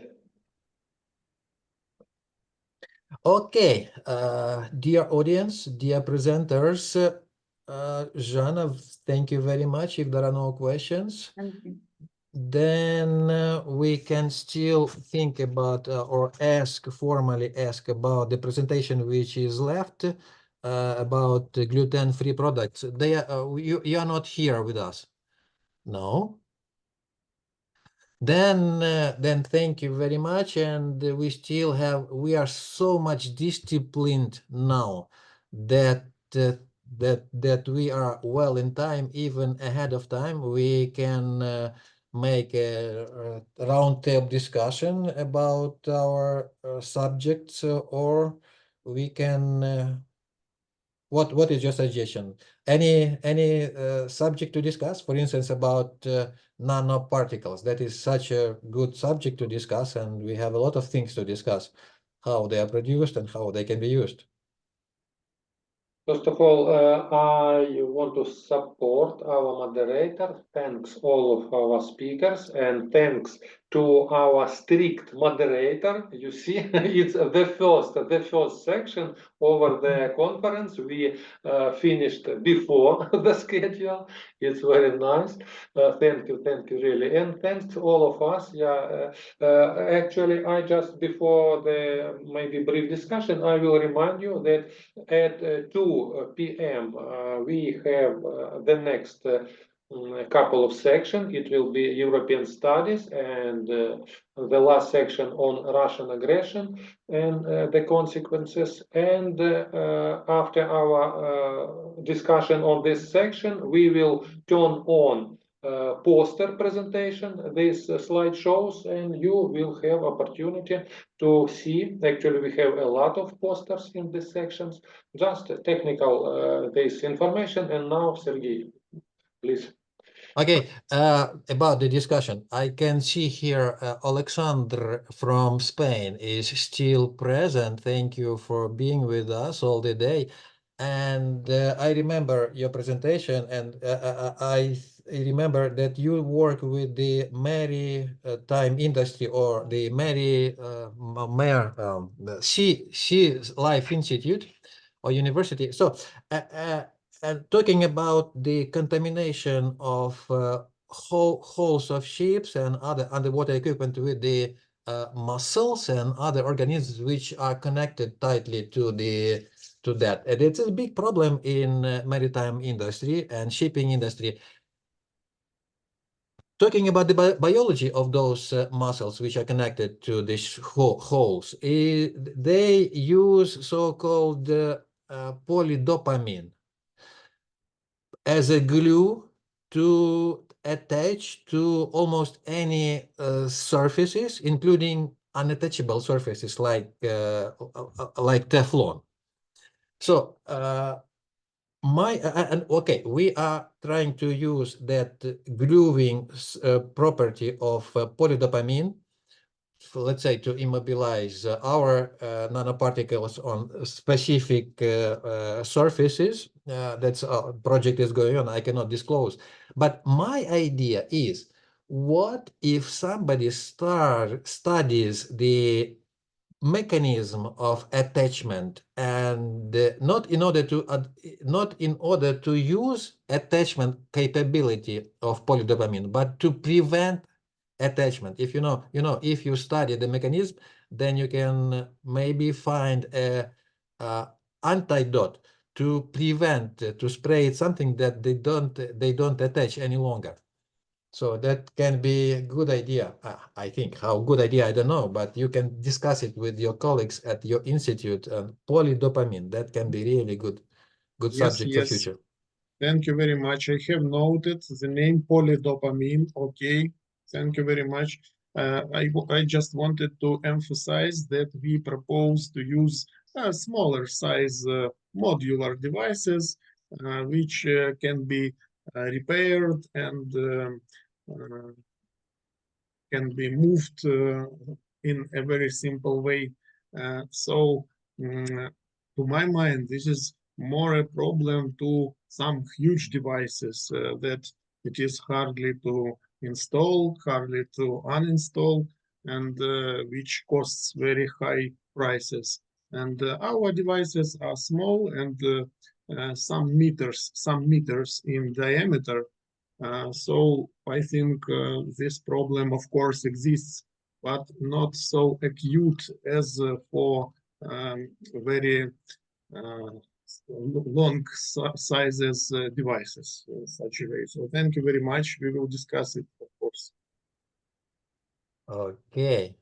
And we had a lot of discussions. And may I just, sorry, Sergey, Sure. may I just return to this great idea?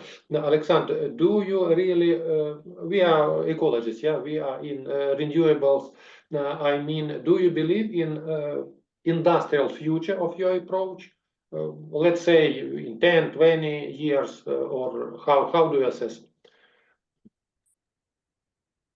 Of course, it's very complicated question because as I already say, as you know, probably 2,000 of constructions of wind generators, various constructions, and now we have only one or two really implemented constructions.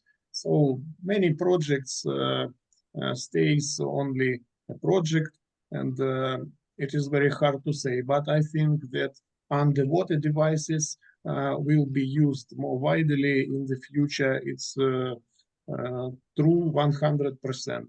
But what type of a construction will be mainly? This I cannot say now because there are many different projects on various constructions. But again, back to my question after your presentation, may it be significantly more profitable? Let's say, yeah, it will be one of the reasons to implement, or it's comparable. Compare with wind turbines. Okay, if we talk about economical efficiency, so we should say that very often wind generators efficiency, scientists who make wind generators efficiency, they do not take into account the recycling of these wind turbines. So just production and utilizing, but not recycling. So they think, let it be in the landfill and it will remain there for hundreds of years. It's not a problem.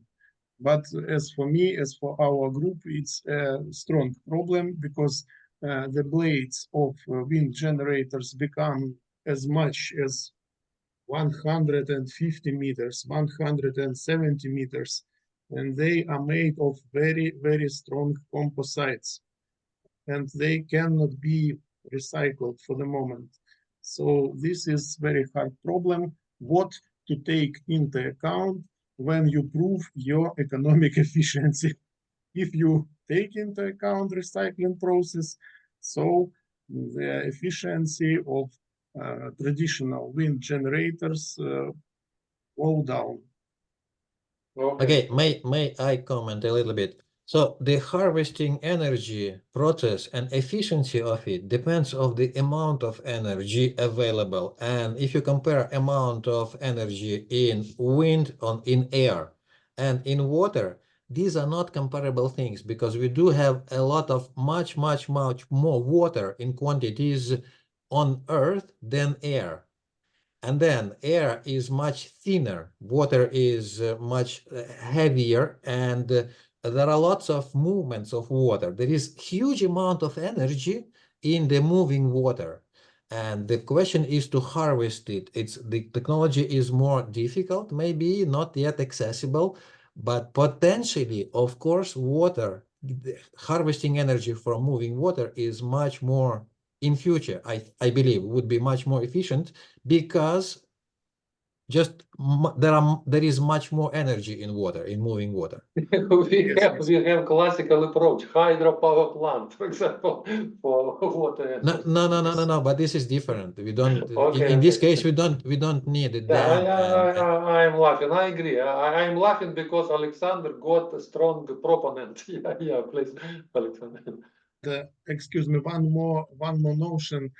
Please take into account that traditional wind generators, they affect wind picture of the some definite region.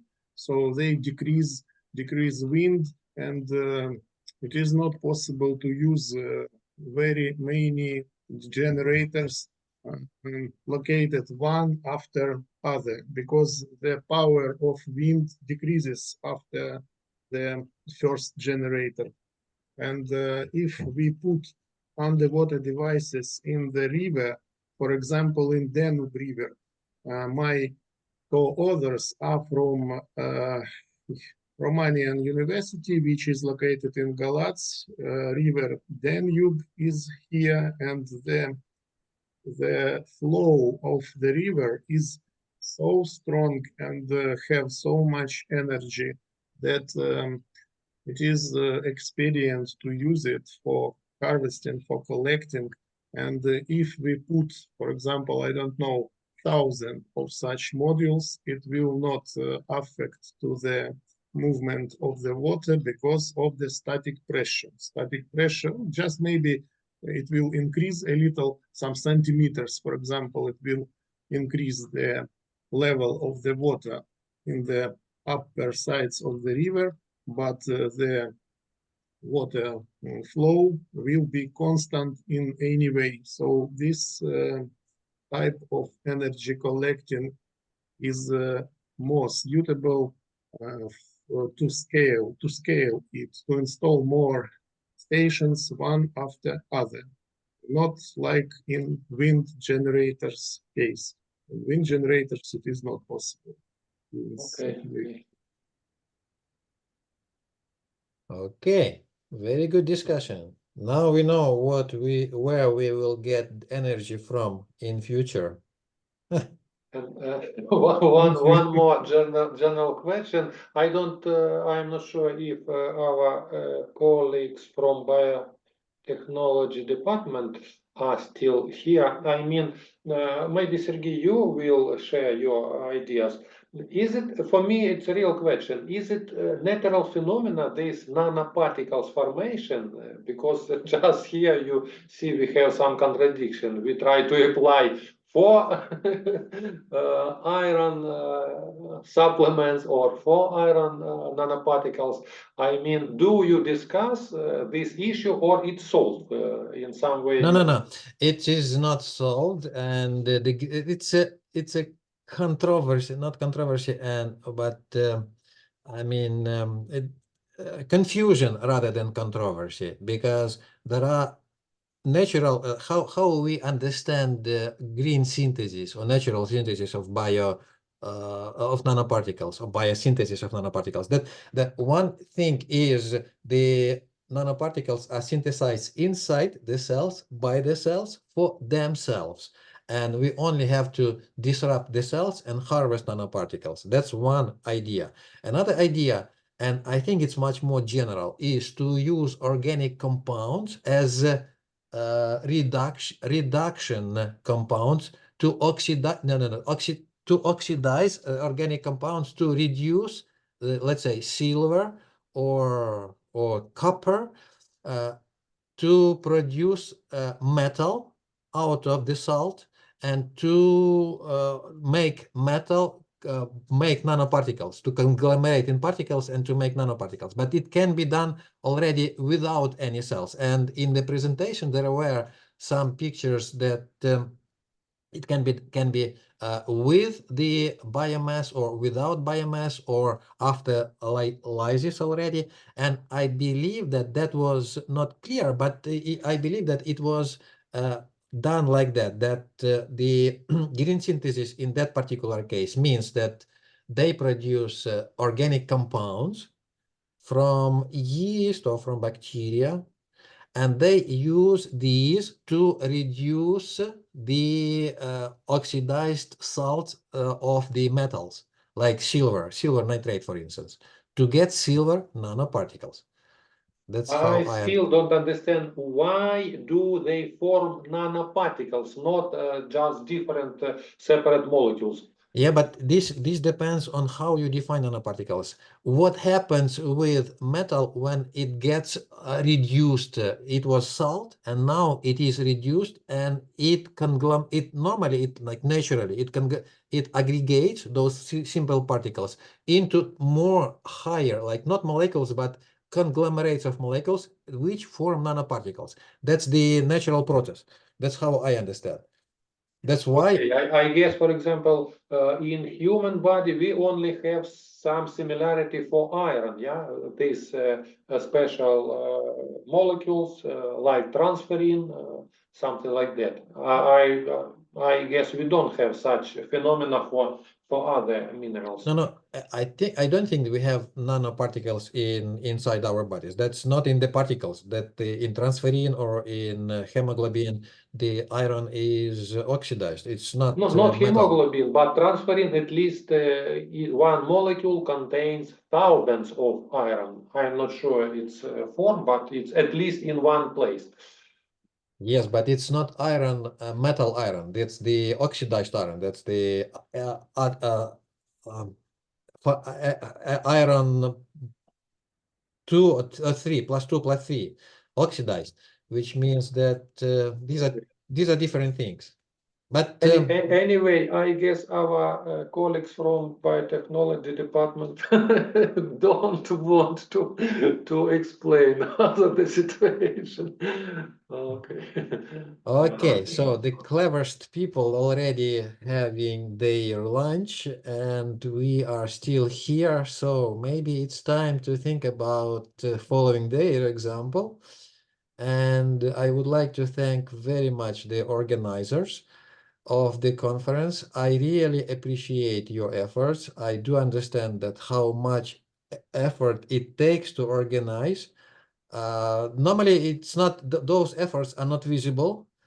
They are only understandable for those who try to organize something by themselves, which are not that often. So thank you very much. And that so far the Just to conference. remind, we are not finishing yet, Sergey. No, but we are finishing We have second part. we are finishing our session, and I really appreciate. Thank you very much. Thank you all the presenters. Today we were exceptionally strong and good.